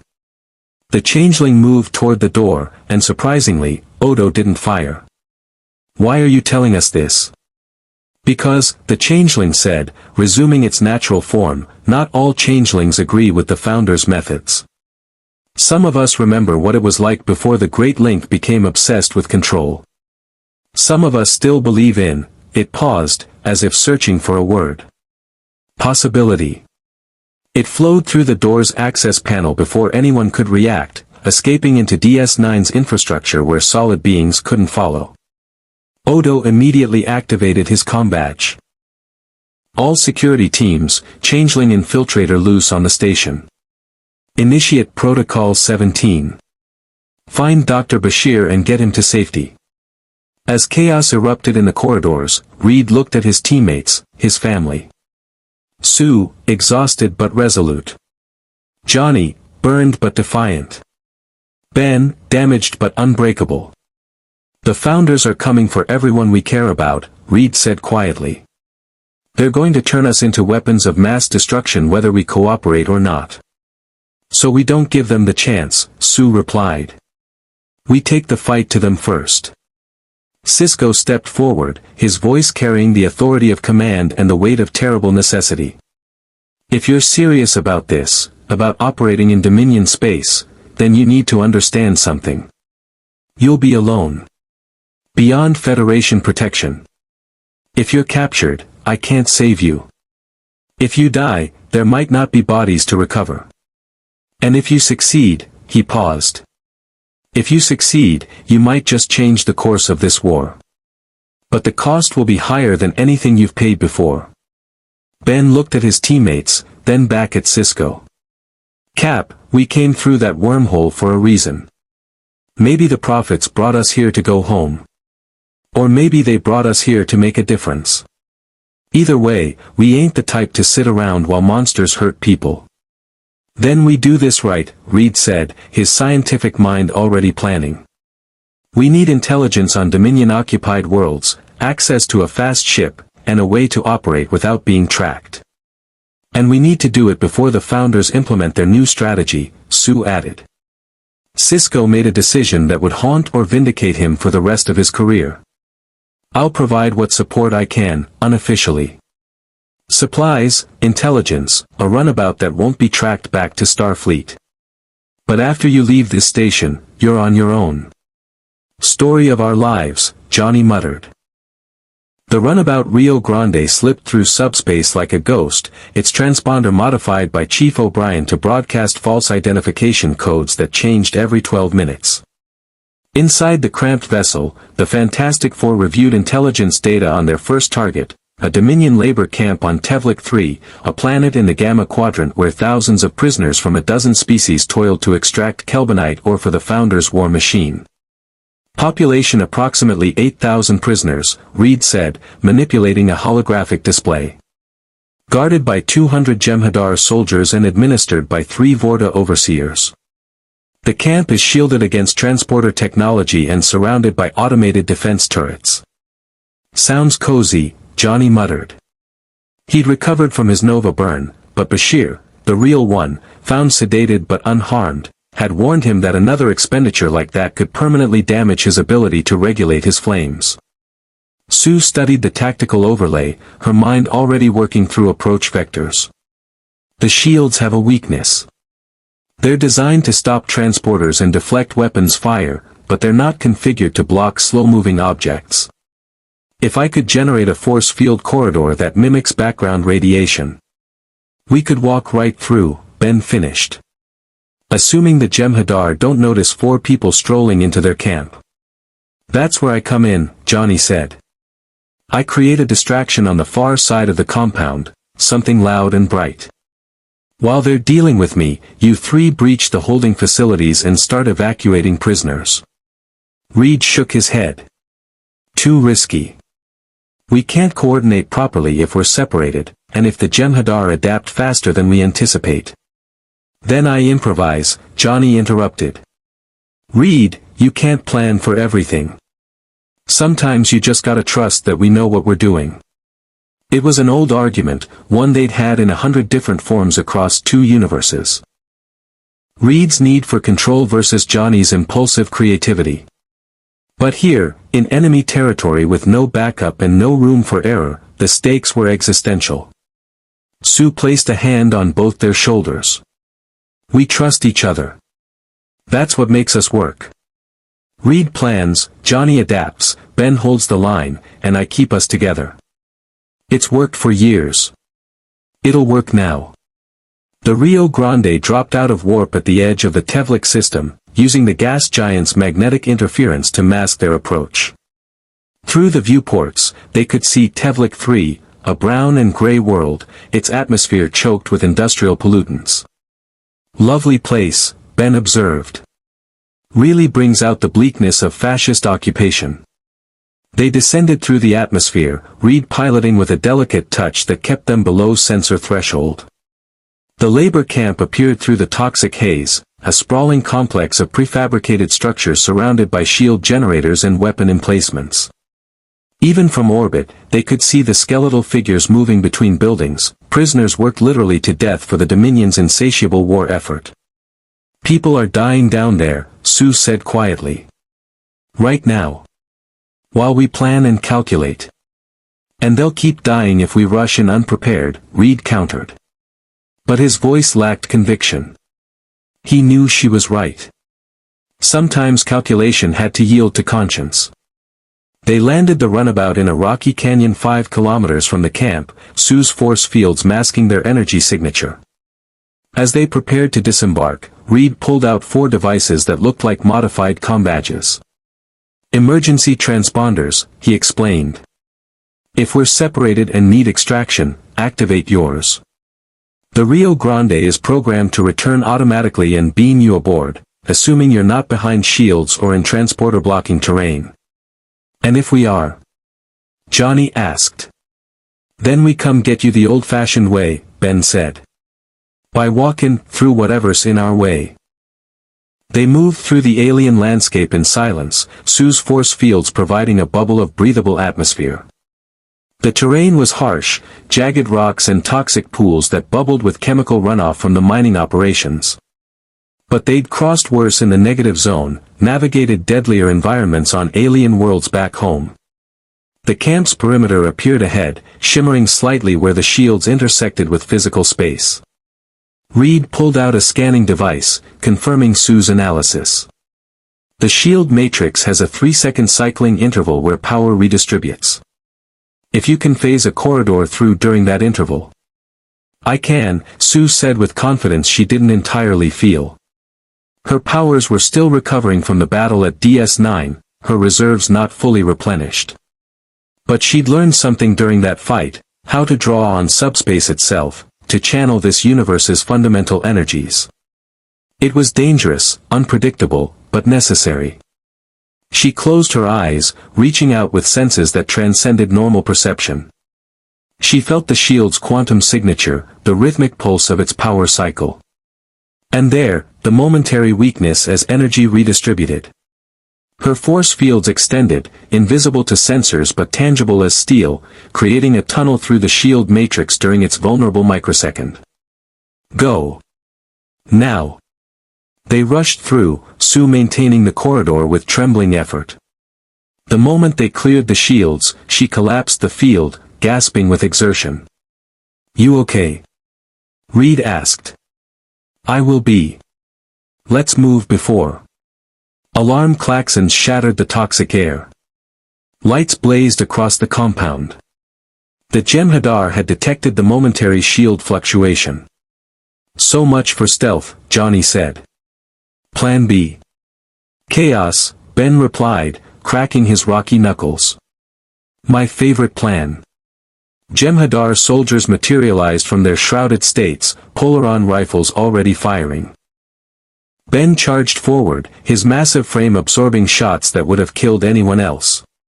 He grabbed a soldier by the torso and threw him into 3 others, sending them tumbling. Johnny ignited, his flames carefully controlled to avoid harming prisoners but hot enough to make the Jem'Hadar's weapons malfunction. You guys go free the prisoners. I'll keep these clowns busy. Sue and Reed sprinted toward the main detention facility, force fields deflecting weapons fire. They burst through the entrance to find hundreds of prisoners, humanoid and alien alike, staring at them with expressions mixing hope and terror. We're here to help, Sue announced. Everyone who can walk, follow us.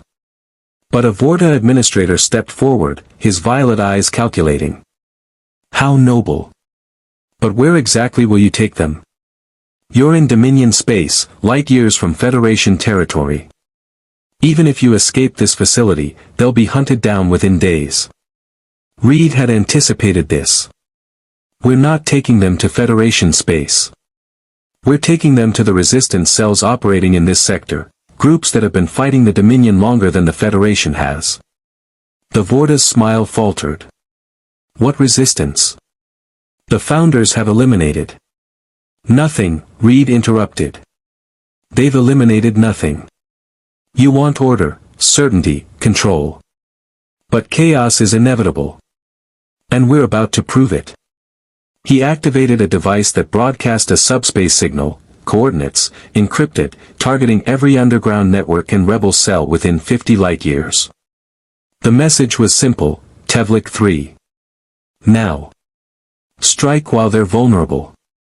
Outside, Johnny had drawn the entire Jem'Hadar garrison toward himself, leading them away from the detention facilities.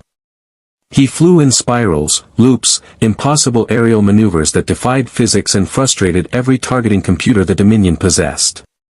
But they were adapting. Coordinating. Learning his patterns. A polaron beam caught his left side, burning through his concentration. He faltered, dropping altitude, his flames flickering dangerously. Johnny. Ben's voice over the communicator. Kid, you gotta pull back. Can't, Johnny gasped. They'll redirect to the prisoners. I just need a few more minutes.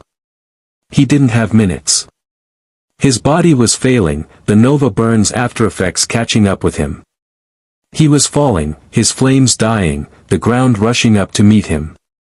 Sue's force field caught him 50 meters from impact, a shimmering net that absorbed his momentum and lowered him gently to the toxic ground. But maintaining that field while coordinating the prisoner evacuation pushed her past her limits. She stumbled, blood trickling from her nose. Sue. Reed caught her. You have to stop. You're going to kill yourself. Not yet, she whispered. Look. Through the toxic haze, ships were appearing, dozens of them. Not Federation vessels, but a ragtag fleet of independent traders, rebel fighters, and vessels from 100 occupied worlds. They'd heard Reed's signal. They'd come. The Jem'Hadar garrison found themselves suddenly outnumbered, outgunned, and facing an enemy they'd been told didn't exist. The resistance wasn't crushed. It was here, now, inspired by 4 strangers who'd proven the impossible could happen. The Vorta administrator watched his carefully ordered facility descend into chaos and made a decision that would haunt him. He reached for a communications console, broadcasting on a frequency reserved for emergencies. This is Tevlik 3. Request immediate founder intervention. The dimensional travelers have initiated widespread rebellion. Situation critical. Across the Gamma Quadrant, the founders received the message. And they understood that the Fantastic Four weren't just escaped prisoners or interesting specimens. They were the spark that could ignite revolution across every world the Dominion controlled. In the Great Link, 100 changelings merged consciousness, debating, analyzing, ultimately reaching consensus. The 4 must be eliminated. Permanently. Whatever the cost. Orders went out to every Vorta, every Jem'Hadar warship, every occupied world, find them. Kill them. And make it clear to every species in the quadrant what happens to those who defy the Founder's order. The Dominion War was about to become far more personal. And for the Fantastic Four, stranded in a universe not their own, fighting a war they never asked for, one truth became crystalline: they'd crossed a line. There was no going back. They were insurgents now, rebels against an empire that would hunt them until one side or the other ceased to exist. As they evacuated with the freed prisoners, Reed looked at his family, bruised, burned, exhausted, but unbroken. "We just declared war on the Dominion," he said quietly. "Good," Ben replied. "About time somebody did." The Rio Grande lifted off, surrounded by the rebel fleet, as Tevlik 3's skies filled with fire and the sound of an empire's certainty beginning to crack. The Rio Grande limped back to Deep Space Nine 3 weeks later, its hull scorched, its systems held together by Chief O'Brien's ingenuity and Reed Richards' impossible engineering. In those 3 weeks, the Fantastic Four had become the most wanted beings in the Gamma Quadrant. They'd liberated 2 more labor camps, sabotaged a Ketracel White production facility, and inspired 17 worlds to open rebellion against Dominion occupation. The Founders had responded with predictable brutality: orbital bombardments, mass executions, entire populations relocated to punishment colonies. But something had changed in the occupied territories. People who'd accepted Dominion rule as inevitable now whispered about the Four who'd proven that the Founders could bleed. Captain Sisko met them in the docking bay, his expression unreadable. Behind him stood Odo, Kira, Dax, and a Starfleet admiral that Reed didn't recognize, a human woman with steel-gray hair and eyes that had seen too many wars. "Dr. Richards," Sisko said formally. "Admiral Ross would like a word." Admiral Ross stepped forward, her voice carrying the weight of command that transcended rank. "You four have created a diplomatic nightmare. The Dominion is threatening to break the current ceasefire, claiming that Federation operatives are conducting terrorist operations in their territory. They're demanding we turn you over for trial." "We're not Federation operatives," Sue said tiredly. "We're not even from this universe." "A technicality the Dominion doesn't care about," Ross replied. "You launched your insurgency from a Federation station, using Federation resources. That makes you our responsibility." She paused, studying each of them. "It also makes you the most effective destabilizing force we've deployed in this entire war, officially or otherwise." The words hung in the air like a detonation waiting to happen. "You're not here to arrest us," Reed said slowly, his brilliant mind catching implications. "You're here to recruit us." Ross's expression didn't change. "Section 31 has been advocating for your permanent acquisition since you arrived. They see you as weapons to be deployed at will." "I disagree. But I do see an opportunity, a chance to end this war sooner, with fewer casualties on all sides. If you continue operating behind Dominion lines, coordinating with resistance cells, undermining the Founders' control." "You want us to keep doing exactly what we've been doing," Ben said, "but with your blessing instead of your condemnation. I want you to understand that your actions have consequences beyond what you can see," Ross countered. "Every camp you liberate, every facility you destroy, the Dominion retaliates. Innocent people die because you're giving others hope. Is that a trade you're willing to make?" Sue's voice was quiet but firm. "We've seen what the Dominion does to the worlds it controls. Slavery. Genocide. The systematic destruction of everything that makes life worth living. If people die fighting for their freedom, at least they die as themselves. Not as property." Ross studied her for a long moment. "You sound like a Maquis. They said similar things before the Dominion wiped them out." "The Maquis lost because they fought alone," Reed interjected. "We're not asking people to fight alone. We're building a network, coordinating resistance across multiple sectors, sharing intelligence, ensuring that when the Dominion strikes at one cell, 10 others are ready to respond." "A rebellion," Kira said, her voice carrying personal weight. Like we had on Bajorans against the Cardassians. Exactly like that, Reed agreed. And it worked. Eventually. Admiral Ross pulled out a PADD. Starfleet intelligence has compiled a list of strategic targets in Dominion space. Facilities that, if destroyed, would significantly impact their war-making capacity. I'm not ordering you to attack them. But if, hypothetically, these locations were to suffer catastrophic failures due to internal resistance movements that you happen to be advising. Plausible deniability, Johnny said. You want to use us but keep your hands clean. I want to win a war, Ross said bluntly. And I'm willing to accept moral complexity if it saves billions of lives. The question is whether you are. Before anyone could answer, alarms shrieked across the station. Dax's voice came over the comm system, urgent and afraid, Captain, the wormhole is opening. But not naturally, something's forcing it open from the other side. They rushed to ops, arriving to find every display showing the impossible. The Bajoran wormhole had expanded to 3 times its normal size, its usual blue radiance replaced by sickly amber light. And emerging from it was a fleet unlike anything the Alpha Quadrant had seen, dozens of Jem'Hadar warships, but modified, enhanced, their hulls covered in organic-looking growths that pulsed with bioluminescence. What are we looking at?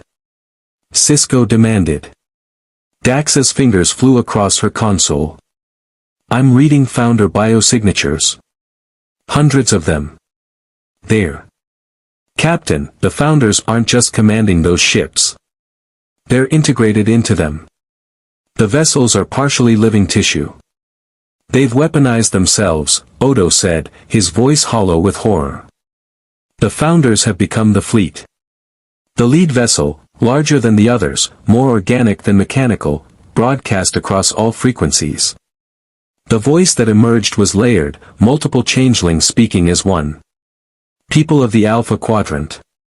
You harbor criminals who have attacked the Dominion, murdered our soldiers, and incited rebellion across sovereign territory. We demand their immediate surrender. If they are not turned over within 1 hour, we will demonstrate what happens to those who defy the order we bring to chaos. The transmission shifted to show a planet, green and blue, populated. Then a single founder ship moved into orbit. Its organic hull pulsed once, twice, and a beam of coherent graviton particles struck the planet's surface. The world didn't explode. It was worse than that. The graviton beam created a localized temporal acceleration field. Millennia passed in seconds. Civilizations rose and fell, evolved and died, and within minutes the planet was a lifeless ball of eroded rock, its entire history fast-forwarded to geological death. 1 billion inhabitants, the founder's voice announced. Extinguished in moments. That is what we can do. That is what we will do to every Federation world until the 4 are delivered to us. Starting with Bajorans. The fleet began moving toward Bajor's orbit, their living hulls pulsating with terrible intent. Sisko's face was carved from stone. Battle stations. Contact Starfleet Command. Tell them we need every available ship. He turned to the Fantastic Four. This is your decision. You can surrender, try to stop this. Or you can fight. But understand that either choice will cost lives. Reed looked at his family. Sue, whose force fields had held back armies. Johnny, who'd burned himself to near death protecting strangers. Ben, who'd taken weapons fire meant for others without hesitation. They'd been explorers once, adventurers, scientists. The cosmic rays had given them powers. But it was choice, repeated, conscious, agonizing choice, that had made them heroes. We're not surrendering, Reed said.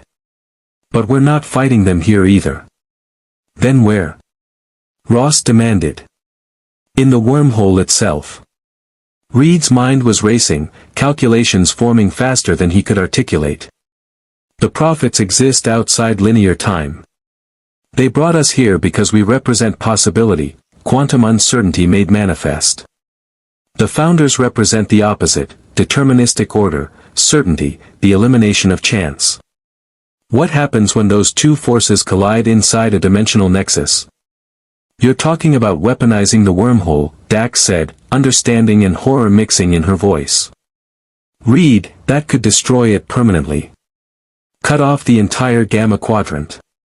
Or it could do something else entirely, Reed countered. The prophets showed me that we're a bridge between realities. What if that's literal? What if our quantum signatures, combined with the wormhole's nonlinear properties, could create a resonance that... He trailed off, staring at the view screen where the founder fleet approached Bajorans with inexorable certainty.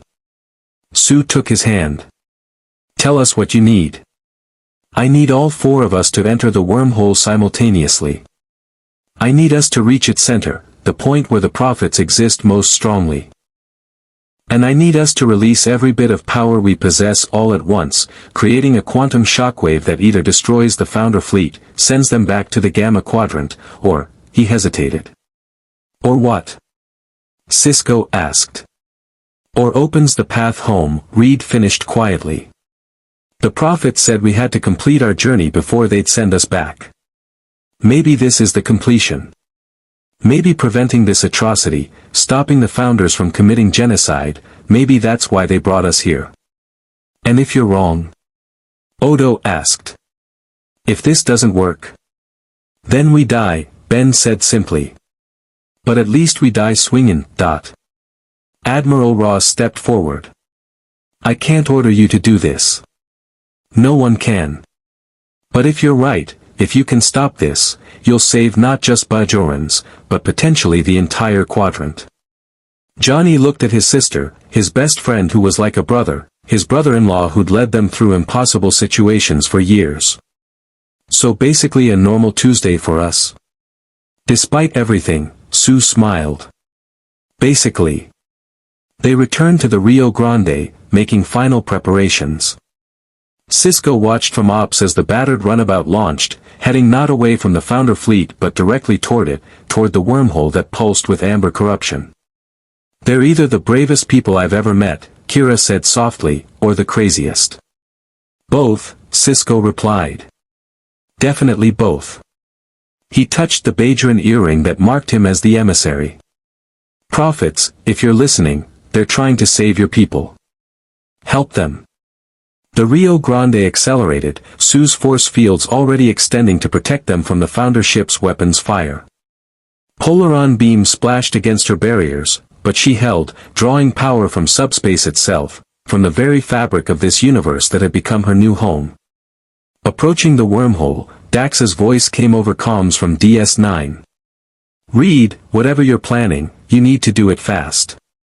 The founders are targeting Bajorans. They'll fire in 3 minutes. We'll be faster, Reed promised. The Rio Grande plunged into the wormhole, and reality became negotiable. Past, present, and future existed simultaneously. Reed saw himself as a child, dreaming of stars. Saw the cosmic rays hit. Saw 1,000 futures branching from this moment, some where they succeeded, others where they failed, and still others where success and failure were meaningless distinctions. At the wormhole's heart, the prophets waited, beings of pure light and temporally non-linear consciousness. The travelers have returned, they said. The moment approaches. The choice becomes action. We need your help, Sue said. The founders are going to destroy Bajorans. Millions will die. Death and life are linear concepts. We do not comprehend their distinction. Then comprehend this, Reed said urgently. Order versus chaos. Certainty versus possibility. The founders want to eliminate everything you represent. If they succeed here, they'll eventually find a way to reach you. To force linearity on beings that exist beyond time. The prophets were silent, or what passed for silence in a realm without sequential moments. Then, the travelers understand. The bridge will be crossed. But the price is transformation. What does that mean? Johnny asked. You will become what you were meant to be. The path home will open. But the travelers will not be unchanged. Ben's rocky voice was steady. Story of our lives. Let's do this. They joined hands, Reed, Sue, Johnny, Ben, and released their powers simultaneously. Reed's body stretched across impossible dimensions, his consciousness expanding to encompass quantum states. Sue's force fields exploded outward, not just protecting but connecting, creating bridges between realities. Johnny burned with stellar intensity, his flames becoming pure energy that illuminated probability itself. And Ben became the anchor, the immovable certainty that kept them together even as they transcended physical form. Their combined quantum signature resonated with the wormhole's nonlinear structure, creating a shockwave that propagated both forward and backward through time simultaneously. Outside, the Founder fleet convulsed. Their living ships screamed, a sound that transcended normal space, echoing across subspace itself. The temporal acceleration weapons they prepared to use on Bajorans backfired, caught in the quantum resonance, turned back on themselves. The Founders experienced something they'd never felt before, uncertainty. Their perfect order, their deterministic control, all of it shattered in the face of pure possibility made manifest. And in that moment of existential doubt, the wormhole expelled them. Not destroyed, but rejected, cast back into the Gamma Quadrant with enough force that their fleet scattered across 100 light-years. On DS9, sensors showed the impossible, the Founder fleet was gone. Bajorans was safe. And the wormhole. The wormhole was changing. Its amber corruption faded, replaced by its normal blue radiance. But now there was something else, a shimmer, a second aperture overlaying the first. Through it, barely visible, was Earth. Not the Earth of this universe, but the Earth the Fantastic Four had left behind. The path home had opened. The Rio Grande emerged from the wormhole, and Sisko's breath caught. The four figures that materialized weren't quite the same as those who'd entered. They glowed faintly, their quantum signatures fundamentally altered by their communion with beings outside time. Are they? Kira began. Alive, Dax confirmed. But changed. Their molecular structures have been rewritten at a quantum level. They're not just powered by cosmic rays anymore. They're partially integrated with subspace itself. They've become. I don't know what they've become. In the runabout, Reed looked at his hands, still his, but different. He could feel the connections now, the bridges between dimensions that the prophets had shown him. The path is open. We can go home. But we're different, Sue said softly. Will we even fit there anymore? Does it matter? Johnny asked. Home is home. Ben was quiet, looking back at DS9, at Bajorans, at a universe they'd fought for despite not belonging to it. We made a difference here. People are free because we didn't quit. That means something, don't it? It means everything, Reed agreed. He opened a channel to DS9. Captain Sisko. We're going home. But before we do, I want you to know, this universe, your people, the Federation, you gave us something we'd lost. Purpose. The chance to be heroes again, not just survivors. Sisko's voice carried genuine warmth. You gave us something too, Dr. Richards. Hope. The knowledge that even against impossible odds, four people can change everything. That's a lesson we'll remember long after you're gone. Tell the resistance we started, Sue added. Tell them to keep fighting. The Founders can be beaten. We will, Kira promised. Live long and prosper, Fantastic Four. The Rio Grande turned toward the shimmer in the wormhole, the door back to their universe, their Earth, their home. As they crossed the threshold, Reed looked back one last time at Deep Space Nine, at a galaxy they'd helped save. Then they were through, and the door closed behind them. On DS9, life continued. The Dominion War raged on, but something had changed. Word spread across the quadrant about four beings from another reality who'd proven that the Founders weren't invincible. Resistance cells grew bolder.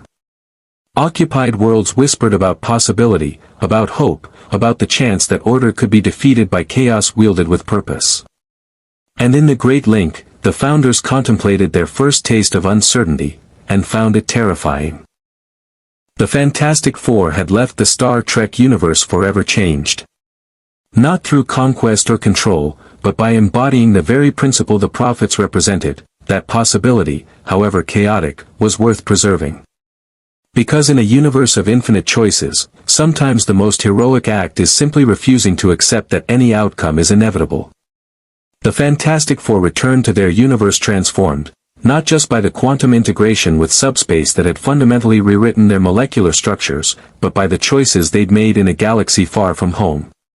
They'd been explorers who became insurgents, scientists who became warriors, and ultimately, bridges between what was and what could be. Reed Richards often wondered about the people they'd left behind, the prisoners they'd freed, the resistance networks they'd inspired, Captain Sisko and his crew fighting a war with slightly better odds because 4 strangers had refused to surrender to inevitability. The prophets had told him they'd been brought to DS9 to restore possibility to a universe choking on the Dominion's deterministic certainty. Looking back, he understood what they'd meant. Not that the Fantastic Four would win the war, but that they'd prove it could be won. Sue Storm carried different memories, the faces of people they'd saved, the children on Tevlik 3 who'd seen hope for the first time in years, the rebels who'd found courage because 4 beings from another dimension had shown them that the impossible was merely the unproven. She'd pushed her powers beyond any limit she'd imagined, had drawn strength from a universe's fundamental fabric, and in doing so, had discovered that heroism wasn't about power. It was about the refusal to look away from suffering. Johnny Storm returned home quieter, more thoughtful. He'd burned himself to near death twice, once defending DS9, once in the wormhole's heart, and had learned that bravery and recklessness weren't the same thing. The scared kid who'd once used humor to hide his fear had become someone willing to sacrifice everything for people he'd never met. That transformation mattered more than any cosmic ray mutation. And Ben Grimm, the Thing, the ever-loving, blue-eyed idol of millions, he carried the knowledge that even in a universe of starships and warp drives, of telepaths and time travelers, he'd found his place. Not as a monster or a freak, but as exactly what he'd always been, the guy who didn't quit. Who stood his ground when running would have been easier. Who protected the weak because that's what you did if you had the power to make a difference. They'd entered the Star Trek universe by accident, transformed by the whims of non-corporeal beings who perceived time as humans perceive space. They'd left as legends, whispered about in rebel cells across the Gamma Quadrant, feared by the founders, remembered by Starfleet as the 4 who'd proven that origin didn't determine destiny. The Bajoran prophets had been right, they'd been catalysts for possibility, living proof that certainty was an illusion and that hope could survive even the darkest circumstances. And somewhere in the multiverse, in the space between dimensions where reality becomes negotiable, the door they'd opened remained, not visible, not accessible, but present. A reminder that universes could touch, that heroes could emerge from the most unlikely places, and that sometimes the greatest victories came not from defeating enemies but from inspiring others to fight their own battles. The Fantastic Four were home. But a part of them would always remain in that other universe, in a space station orbiting a liberated world, in the hearts of people who'd learned that freedom was worth any price. And in the end, that made all the difference.